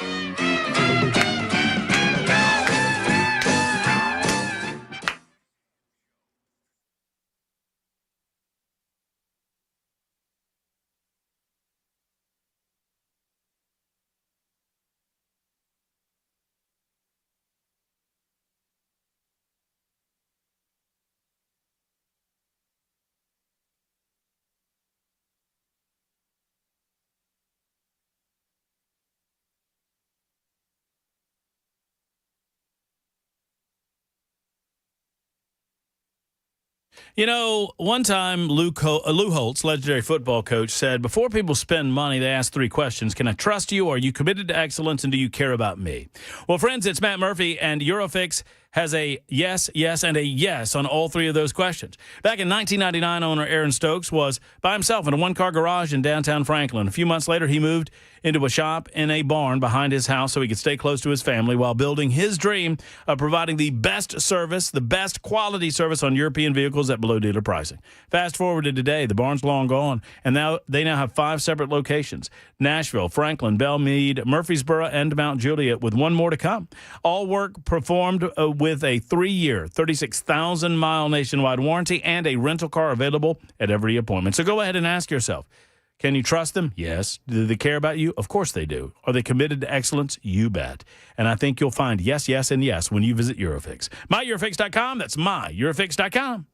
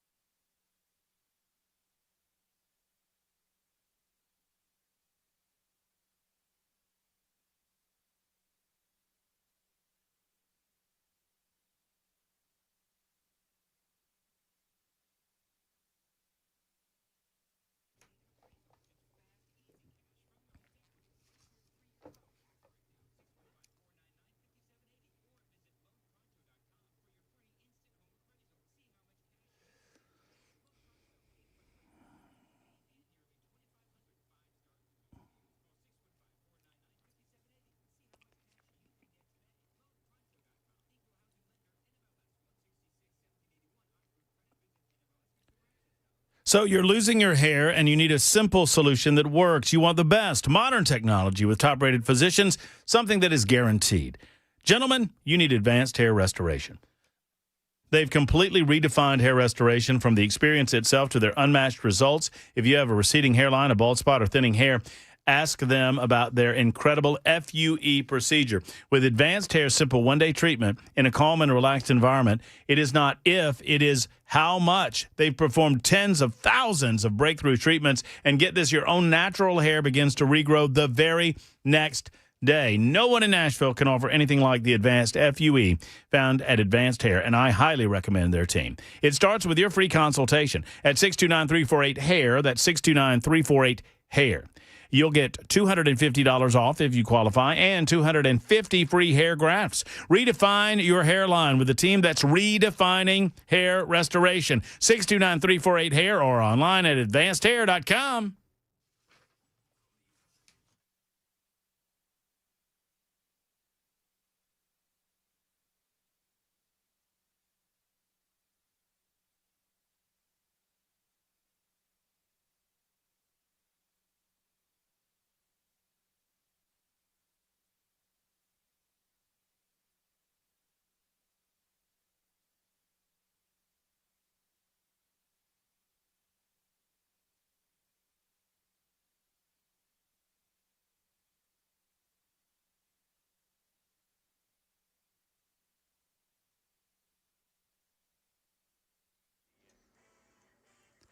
I'm Ken Weaver with your top stories. Got the full forecast and traffic in 5 minutes, and in our nation's capital, Congratulations, you're now a member of 119 Arizona's Adelita Grijalva, who is expected to be the 218th vote needed to pass the resolution calling for the release of all of the Jeffrey Epstein files.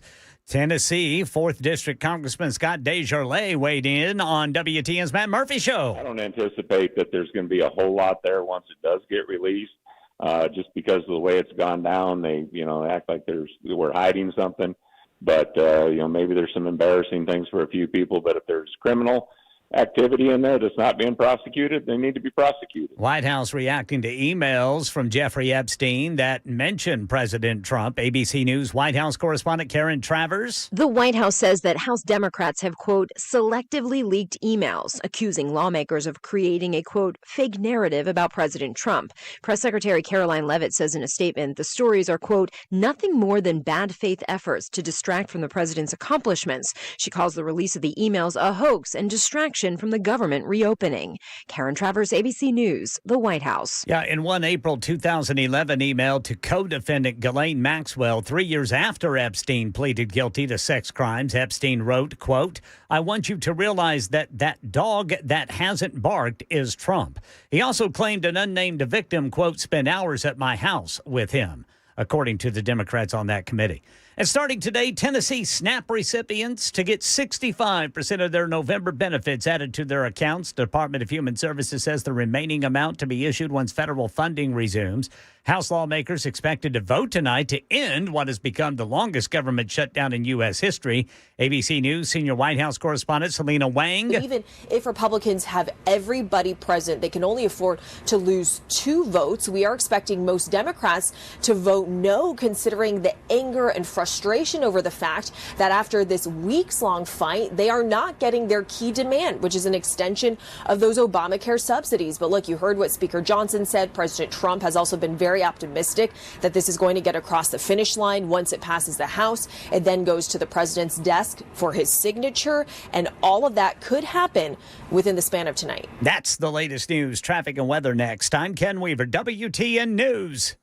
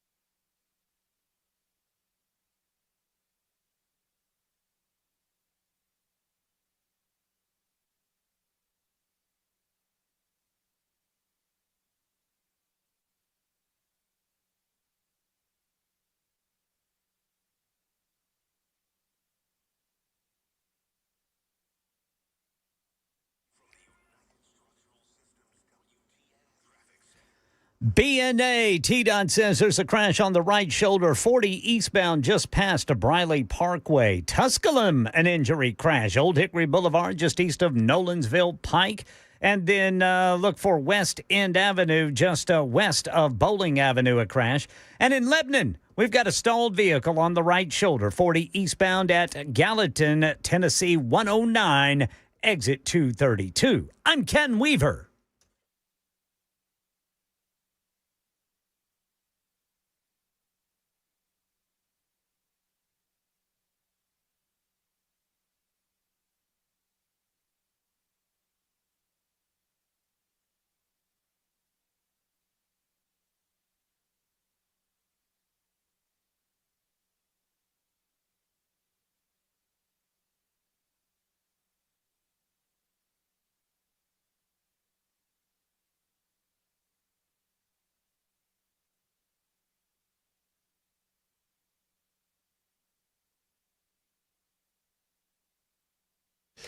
All right. If you are just joining us, we have a couple of headlines to update you on. It's the Matt Murphy Radio Show, by the way, Super Talk 99.7 WTN. My name is Matt Murphy. It's episode 923. Thank you for being a part of it. 6:07. Ken Weaver's back in News Closet B. Jackson Williams behind the glass, making sure that everything comes out of our speakers sounds as good as humanly possible. There's Cameron Smith. He's with us on these Wednesdays. We appreciate all three of these men, and I appreciate all of you voting for me for Nincompoops in the News. Looks like somebody's in the lead, Jackson. And it's not you. I don't know. I'm getting a lot of votes in the YouTube chat. I don't know. Let's count for like a quarter point. Yeah, I don't know that we count those votes, Jackson. Oh, it's like those Alabama national titles from the 20s? Correct. I can count the Tennessee national titles pretty quick. Like 3? 6. Pardon me. You see where Auburn added like 14 this year? And they still hired they got rid of Hugh Freeze after he won that many. And he won like a bunch of them. Yeah, that's weird. Anyway, so I've got a couple of questions for you, men, and I'm going to have a fun later on, which is an alert for you that I'm going to need audio and video in a little bit because, and I don't know how you do that with a split screen. I don't know if we can, if you have to go to me, but there's a video that I posted on @MattMurphy Show, and I need some explanations. It is a 20-second video. It involves, there's a man sitting in his car, and he is recording 3 cockatoos. Y'all know what a cockatoo is? Mm-hmm. No. Do not open your mouth. Do not make a joke. Do not. I'm telling you. I'm trying to protect your job security. Do not. Do you know the bird that I'm referencing? I heard it's your favorite. Oh, my goodness.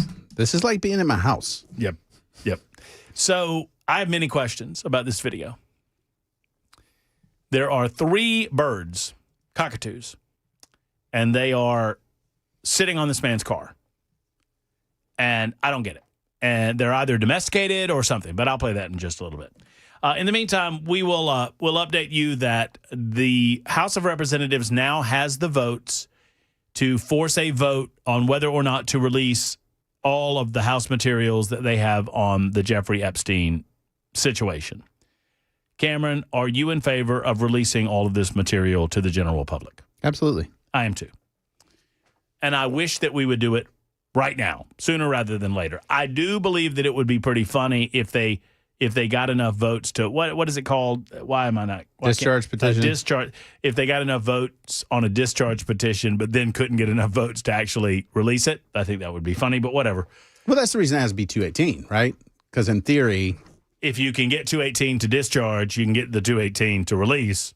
Right. But what nobody's talking about here is it's just a petition to push a measure through the House. And then it has to go to? The Senate. Mm-hmm. Correct. To which that one, I know that the senators do not want to get that over there. I'm like, just how long does it take to take the magic marker and to block out the victims' names and just to dump everything else on the table? And whatever it is, it is. And you know what? It's going to be embarrassing for some people. I'm certain that Donald Trump is in some way embarrassed that he was associated with Jeffrey Epstein. But guess what? A hell of a lot of powerful people were associated with Jeffrey Epstein. And we already know that. And we already know all of these things. And frankly, the email that came out today selectively from Democrats, this is the best that they got, or the worst, as the case may be, that they've got. This, by the way, they retracted a name. It was Virginia Guffrey, whose name that they retracted, who in her book and in testimony, sworn testimony, said she never saw Donald Trump do anything untoward to any girl in her presence or heard about it otherwise. But they retracted her name. Why did they do that? Virginia Guffrey is dead. So, I mean, maybe you're doing it in the interest of her family, or maybe you just don't want, you don't need to, maybe you just don't want people to know that it's Virginia Guffrey, because immediately they would say, but yeah, wasn't she the one that said that Donald Trump didn't do anything? In the meantime, in the email, the Epstein said that he's a dog that hasn't barked. And they're like, oh, he knows but hasn't told. What if I told you that means that he's a guy that hasn't bitten for the bait, right? So that's a dog that hasn't barked. Otherwise, we got him. Because apparently what Epstein would do was dangle these young girls in front of these powerful people. Leverage them. And blackmail them, basically. Right. Absolutely.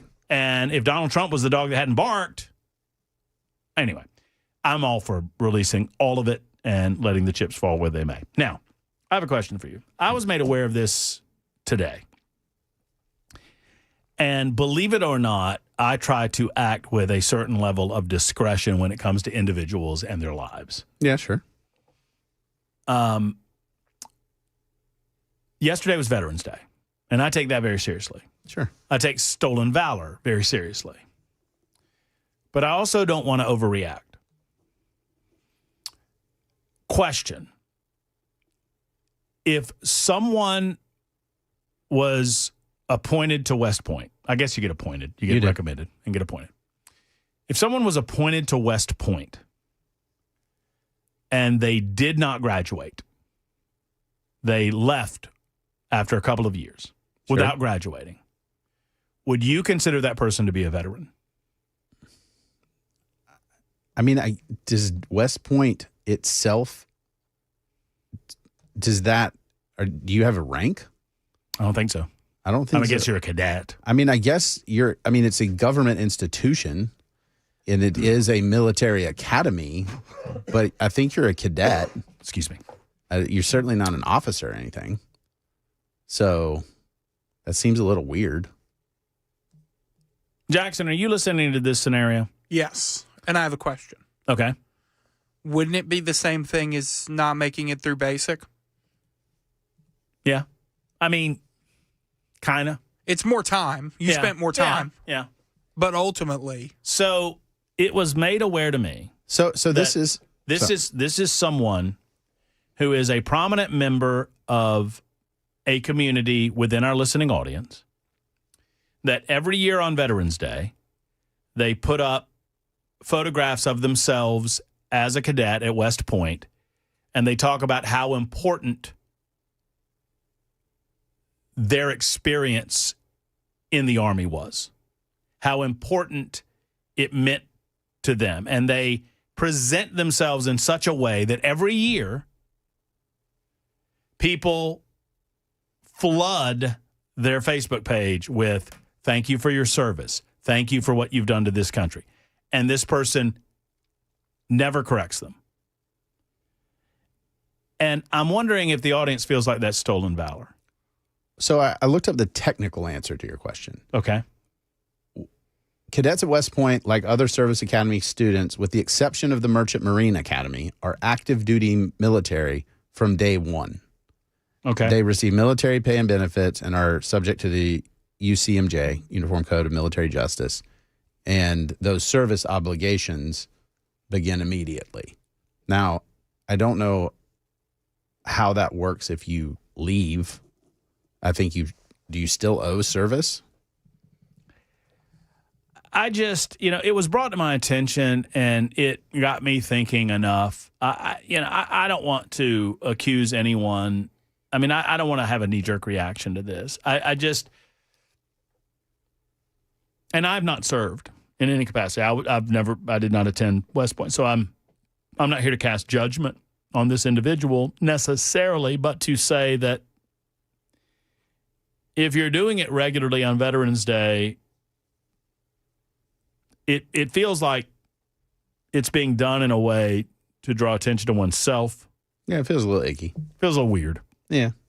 I was just curious what you thought about it. My deal in situations like that is I'd ask questions. Like typically of that person, I'm like, hey, tell me about your service. I posted on this person's Facebook page, and I noticed, and I went and looked back at last year's and the years before, and maybe it's just me, but they seem very careful with their language. And so I asked, I was like, wow, that's excellent. What year did you graduate? Is what I said. Yeah. I mean, and on this, you get a free education at West Point, Air Force Academy, that sort of thing. But you have an obligation to repay it if you leave early, or you can have an obligation to repay it. Mm-hmm. So you either have to fork over the cash or serve, right? I would like to believe, and once again, I'm not saying this person's name in the interest of trying to give them the benefit of the doubt. Sure. But I'd like to believe that if I had that experience, that on Veterans Day, I might post a picture of me as a cadet, but I would say every time I do, hey, guys, I had the honor of attending West Point for a couple of years, and I left for these reasons or whatever, or for personal reasons. So I never graduated. However, my experience dictated to me how wonderful these guys that did are and how awesome they are. And we say happy Veterans to all of those guys, Veterans Day to all of those guys. You know what I mean? Yeah. I think that's just being upfront and open about that kind of stuff so that people, don't feel like you're doing that. Because stolen valor is a thing that people get really upset about. And I know a lot of West Point graduates, I know Air Force Academy graduates, and they went through a lot to graduate from those esteemed institutions. Correct. And so somebody's trying to stand by omission, let's put it that way, standing shoulder to shoulder with them. I'm not sure they'd love that. So 4460 said, why did they leave? It's my understanding that it was medical of some sort. That there was some sort of medical issue that prevented them from completing everything that is involved in attending West Point. I don't know. It's just a thought. Just be careful out there, y'all, and God bless you and the veterans that do serve. We appreciate each and every one of you, and we thank you for everything. Coming up in just a moment, we're going to talk to Cameron. I've avoided this conversation until this time. I'm going to ask you about hemp, and I'm going to ask you about the penny. Okay. And I think we're going to agree on one and maybe not so much on the other, but I'm not sure. I don't know where you are on it. It's 19 after the hour on Super Talk 99.7 WTN.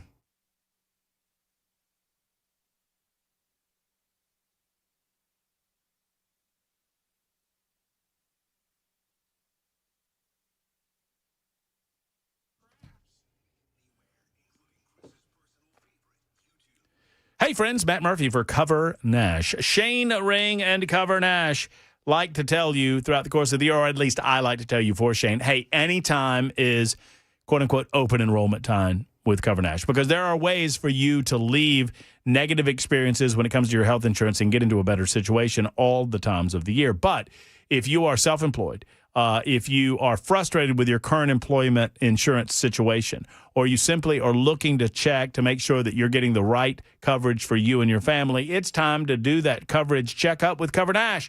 Shane Ring is your go-to guy. Friends, it is time to give the call, make the call, or give a look at covernash.com to all of the programs that they have available to them. Shane has like 75 different programs available. He doesn't work for any of these insurance companies. He works for you to provide you the best possible coverage for you and your family. That's what it's all about. So if you're tired of health insurance that feels like a mathematics exam, if you don't understand what's going on with your insurance, if you just have a few questions, make the call that others have made to Cover Nash. Go to covernash.com, or go see Shane and his team in Brentwood. You can call them at 615-465-0023, 465-0023 for our friends at Cover Nash.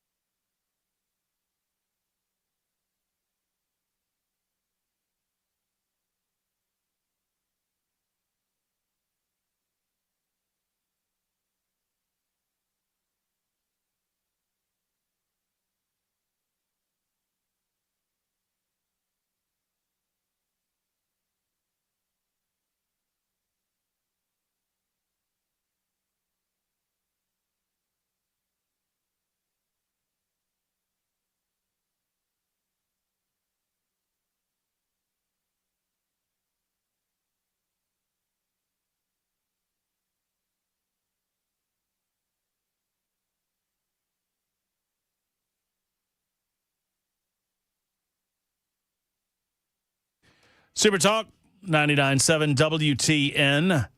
A lot of reaction to our brief conversation about the possibility of stolen valor.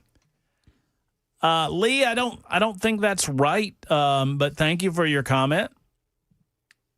Lee says you have to go to war to be a vet. No, you don't. No. I think if you serve the United States of America in service to your country, even during peacetime, then you are a veteran of the armed services.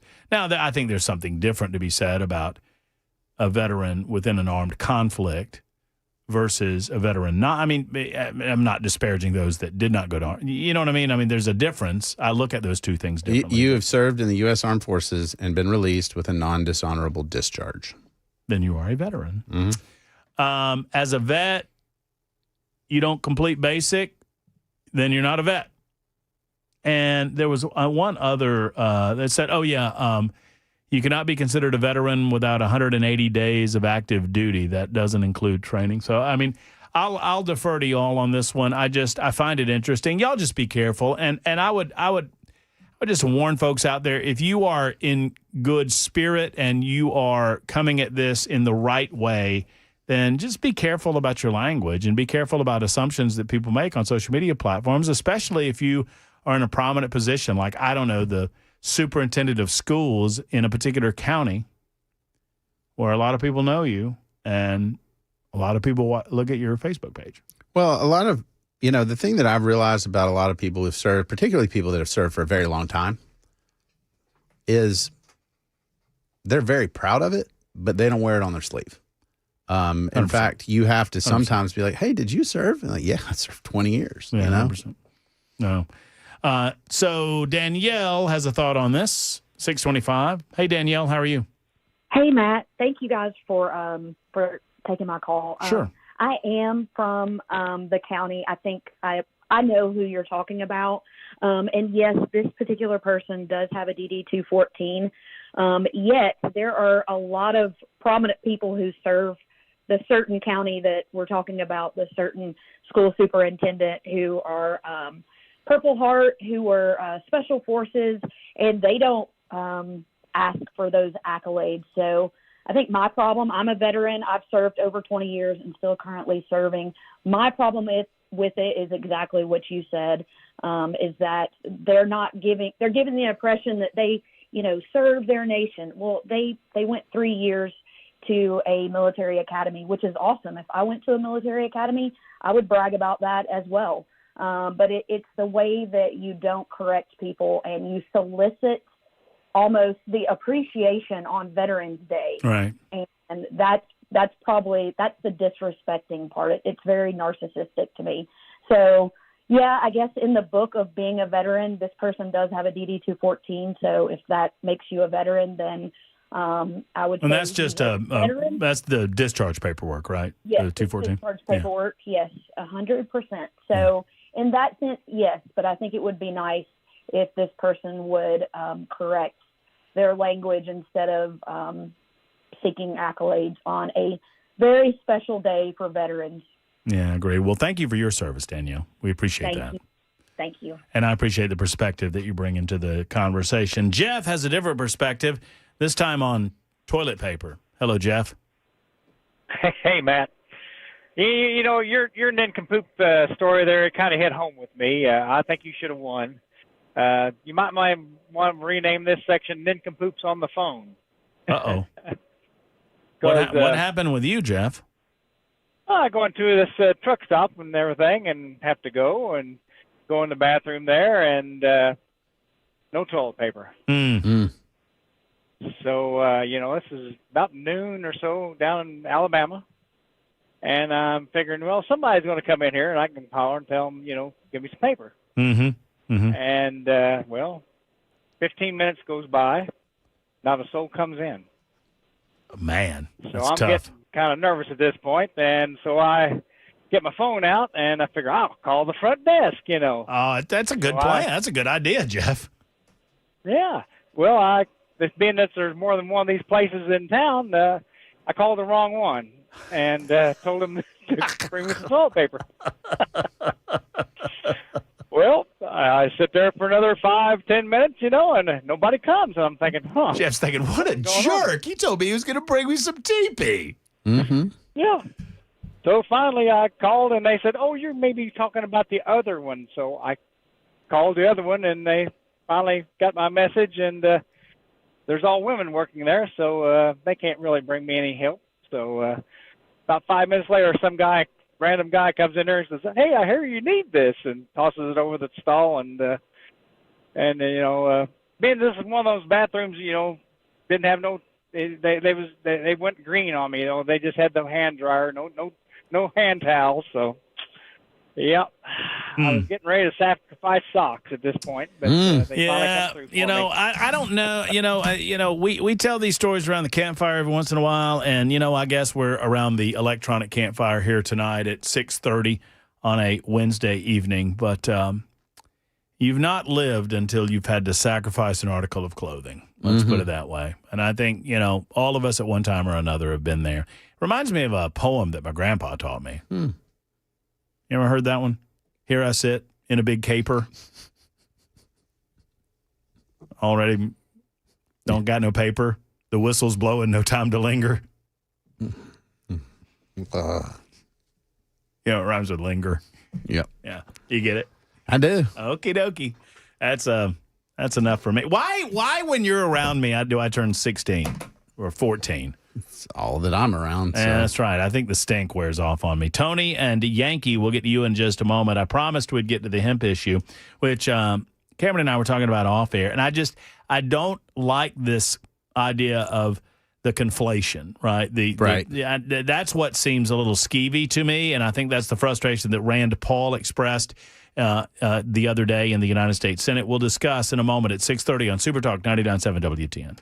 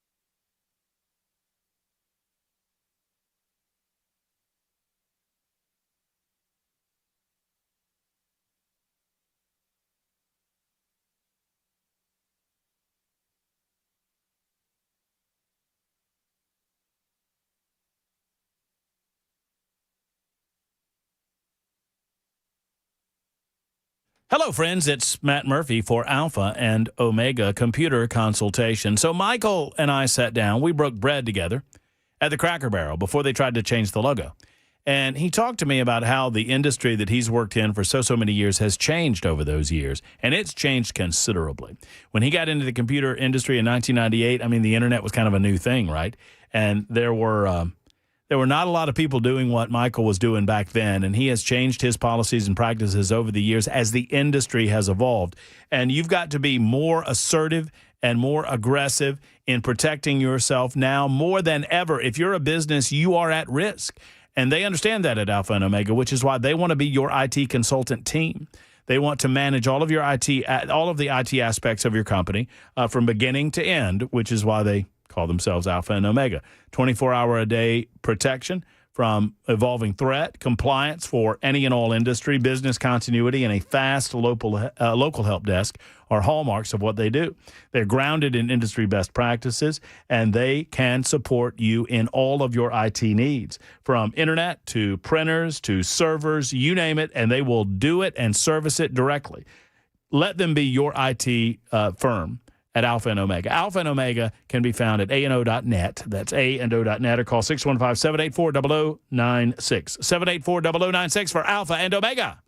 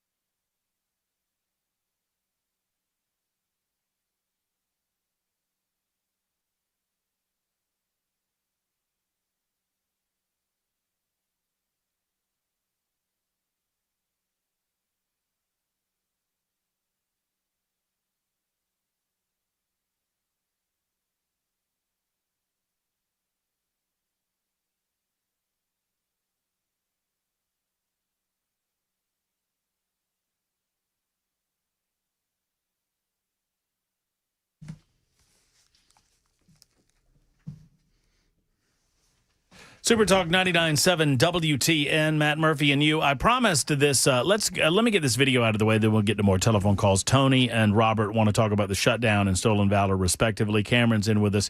So I promised this video. There's not a lot to it. I'm just fascinated by it. I'm fascinated as to what's going on here. So here is 20 good seconds of a guy observing a cockatoo. Here, I mean, so if you're watching, there's one, his window's down.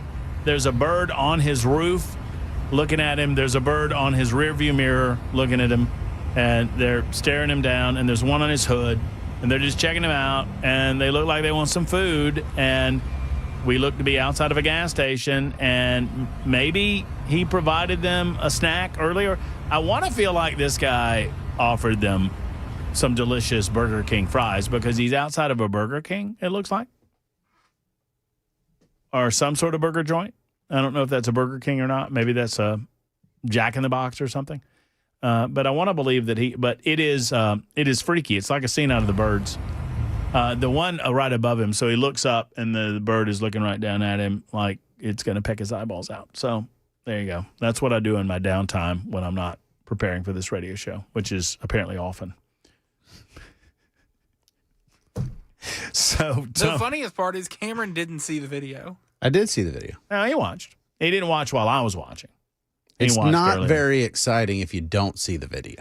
I understand that. It was for the viewing audience only, basically. I like that. I did that exclusively for you watching on YouTube, Facebook, Twitter, Twitch. Get you over there. Rumble. So you need to go over there. If you want to see the video we're talking about, no audio needed, then get on over there to YouTube, Facebook, Twitter, Twitch, or Rumble. Robert has a thought about stolen valor. Hello, Robert. It's Bob. Anyway, the situation that you're talking about, I spent 30 years in the military. I retired. Then I got called back in 2002 whenever things got hot in Afghanistan.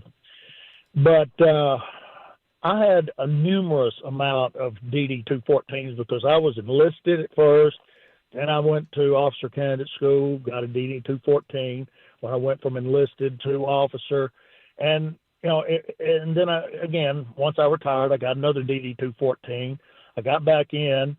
I was in the reserves at that time, and then I got activated to go to Afghanistan. Once I became activated again, I got another DD-214 when I got deactivated in 2008. So the fact that you have these DD-214s, that just means a separation of service is all it means.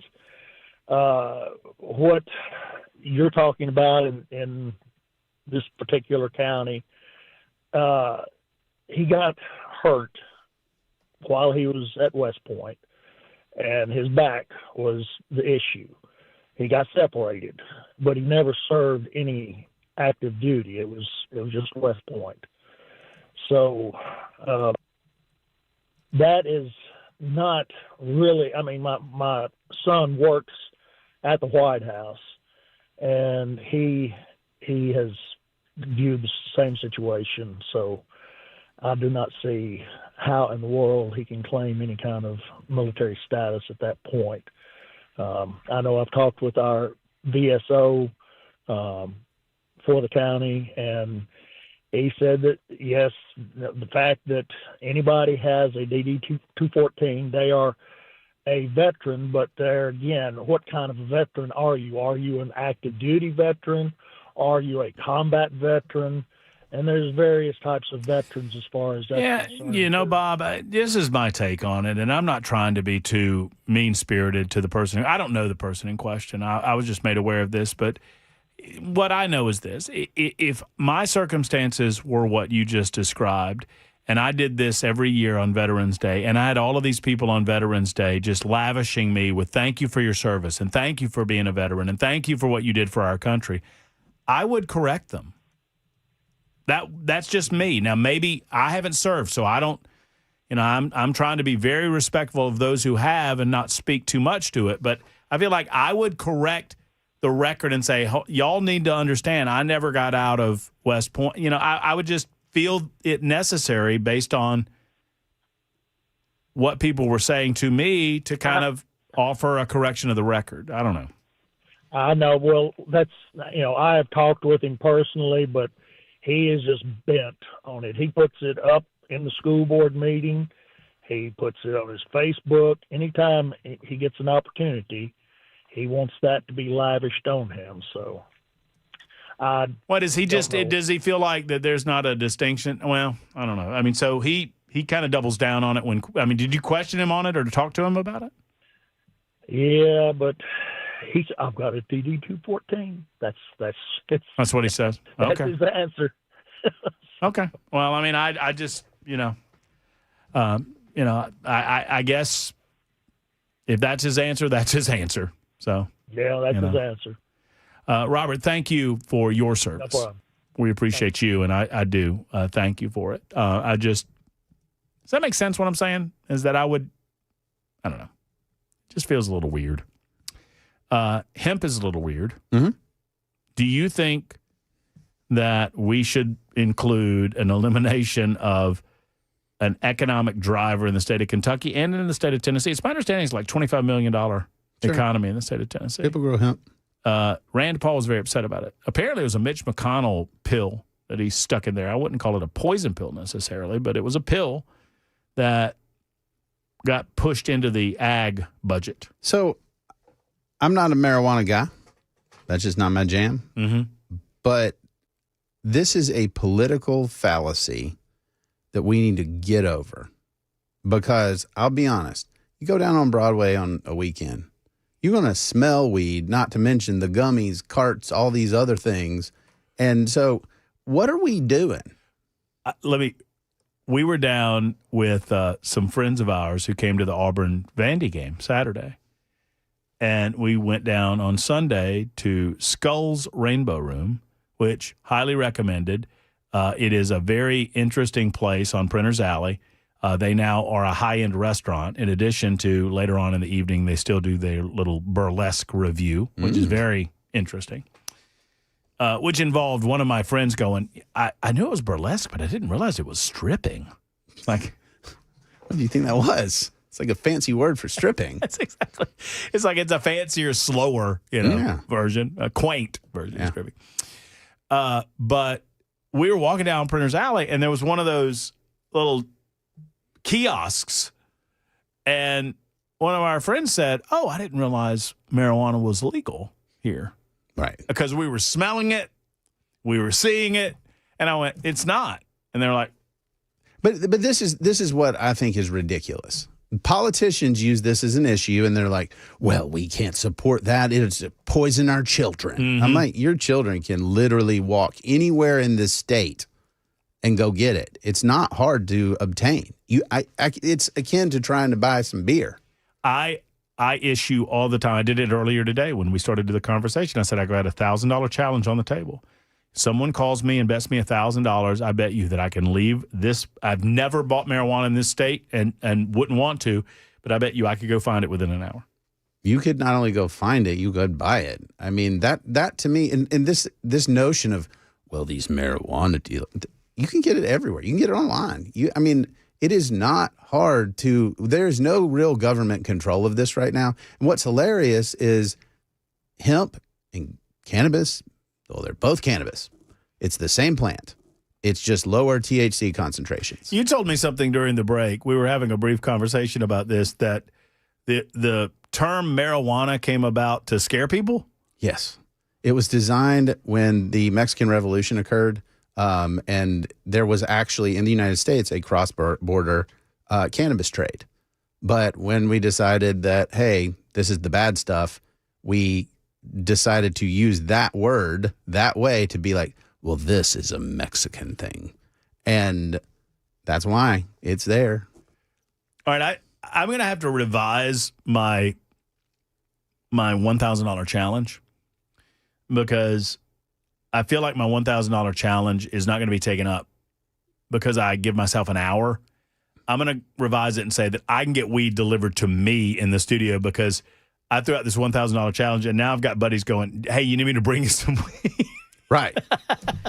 You can get it in the high schools in Tennessee in 15 seconds. Right. I mean, this is to me stupid. It's stupid. Yes. And my point is it a special bad? Like, in a way that alcohol isn't? No. And I mean, if we look at the health impacts and stuff like that of alcohol versus cannabis, I got to be honest, folks, that alcohol is really doing some damage. And there are plenty of cases every single day, every single year about death due to alcohol. You can't find a lot of those regarding marijuana. I mean, look, I don't need to extol the benefits of marijuana usage. I'm not trying to do that. What I am trying to say is that if you balance the two, I mean, if you are staunchly against the use or legalization, medical or otherwise, of marijuana, then are you not feeling the same way about the alcohol industry? Or is that just hey, we've been there, done that, tried that? Well, it failed, and it failed for a reason, and we experienced the reasons why the illegalization of marijuana is failing in real time. The suggestion is if you legalize it, then you can better control the environment around it. Yeah, and my But I'm not saying it's perfect, by the way. my but- sense is like, look at it like cigarettes and this other stuff. Now, here's the deal. Like secondhand smoke and smoking, for example, I'm fine with the government coming in because that has an impact on the people around you. If a city or town or municipality wants to say, you know what, marijuana smoke stinks really bad and we don't want our city to smell like Denver. Sure. Fine. Like, that's okay. But like, that's a reasonable thing that impacts other people. The idea of, I care. I don't smoke marijuana. I don't do the edibles. That's just not my stuff. But like, I don't know why I care if you are at home or wherever and you say, Sure. you know, I'd like to relax. I'd sleep a little better with a gummy. Like, I'm not going to fight you. 49 after the hour, Super Talk 99.7 WTN. Tony is next. Hello, Tony. Hello. How's it going, Tony? Yeah, I was yesterday. I had walked outside yesterday morning. I'm always looking up in the sky and kind of, you know. Well, I had noticed that during this government shutdown, I have not noticed a single one of the what people call the chemtrails, and I don't know that has anything to do with this government shutdown, but I mean it's Sure it does. They don't have the money to put the chemicals in the trails anymore. Right. I mean, it's pretty obvious. And have you noticed the amount of people that are waking up? I mean, it's like I said, I've never been someone who buys into like what people would normally consider to be conspiracy theories, but I mean, there's got to be something to that. I mean, because like today, when you say there's got to be something to that, it feels like a challenge. Does there? Well, I mean, it just seems like in the past, like especially during clear days. Well, like I've not seen it gets even worse because you know what happens, and I've been meaning to talk about this, Tony, and I'm glad you called because they're in our homes, and let me tell you something, because and they wait until you're at your most vulnerable because I get in the shower, right, and I take a shower, and I normally like, Tony, a nice hot shower. You know what I mean? Yeah. And then I get out of the shower, and they've been there because the you can see it on the mirror. The film on the mirror. The film on the mirror. The residual film on the mirror is there. And you can tell me that that's some sort of vapor condensation or whatever. Whatever. That's what they want you to believe, Tony. Well, like I said, it just they normally don't stick around, and well, like Tony, look, man, now. Do your own research, okay? Yeah. And if you do your own research, then you know as much as any other human on the planet. All right. Thank you, Tony. All right. It's something to think about. It is.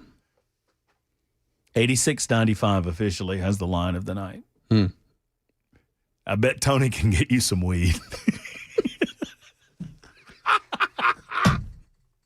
I bet he can. Super Talk 99.7 WTN.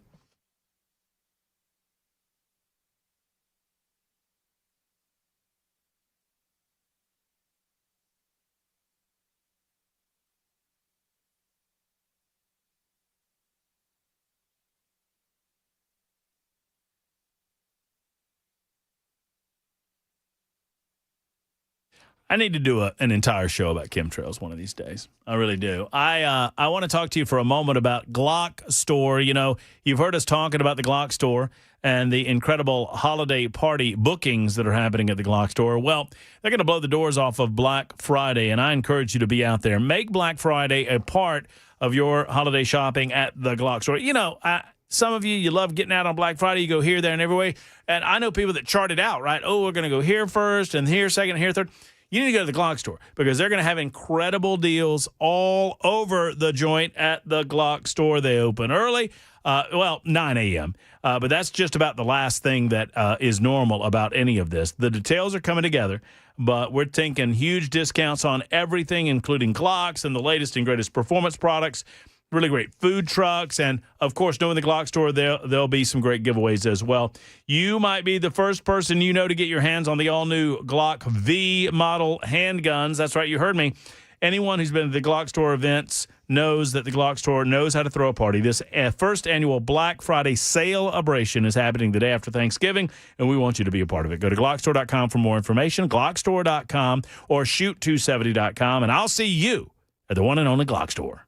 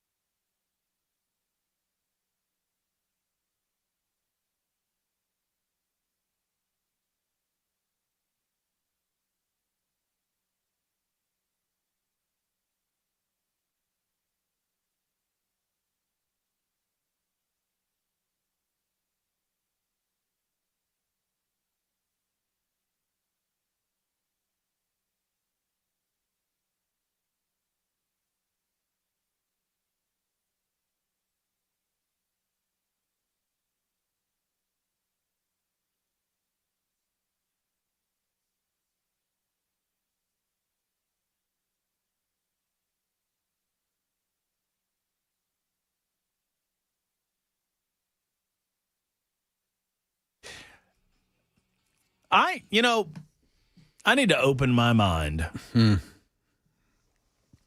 to wake up, man. To the idea of chemtrails.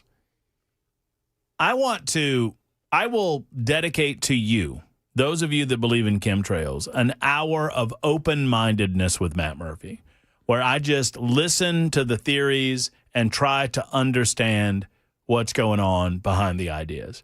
Because it seems like a horribly ineffective way to dope the population, to me. Doesn't it? You know what that's called, Matt? A trap. Because somebody is going to call and tell you all about chemtrails. Yeah, I'm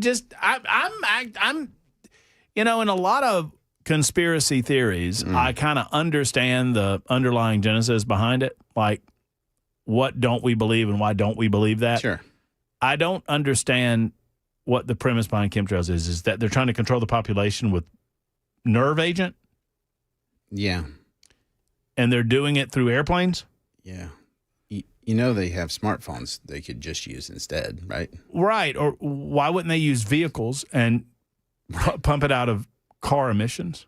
Well, why wouldn't they put it in the cars, in the gasoline? Right. I mean, I'm being dead serious. Why wouldn't they do that? Or in the water supply. Or in the water supply. That's another good example. There's a lot of good options here for a government control. Mario, that is such a great answer. Mario just said the government isn't known for efficiency. Well, I mean, it's a fair point. Maybe this is true. Now maybe this is why we need to have this conversation. That's the best argument I've heard for it so far. It's a government. What do you think they're going to do? R.I.P. Penny? Yeah. Yeah? Somewhere in Tennessee, there's a grandma hoarding pennies right now thinking that they're going to go up in value. I just know it. She's got Billy beer with her, too, doesn't she? Yeah. Some of those Coca-Colas with Bear Bryant on them. Used to be $2 bills. Now they're going to start handing out pennies.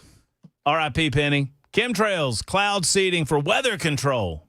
Well, can we get some warmer weather around here? Can somebody, maybe that's why it's been so cold.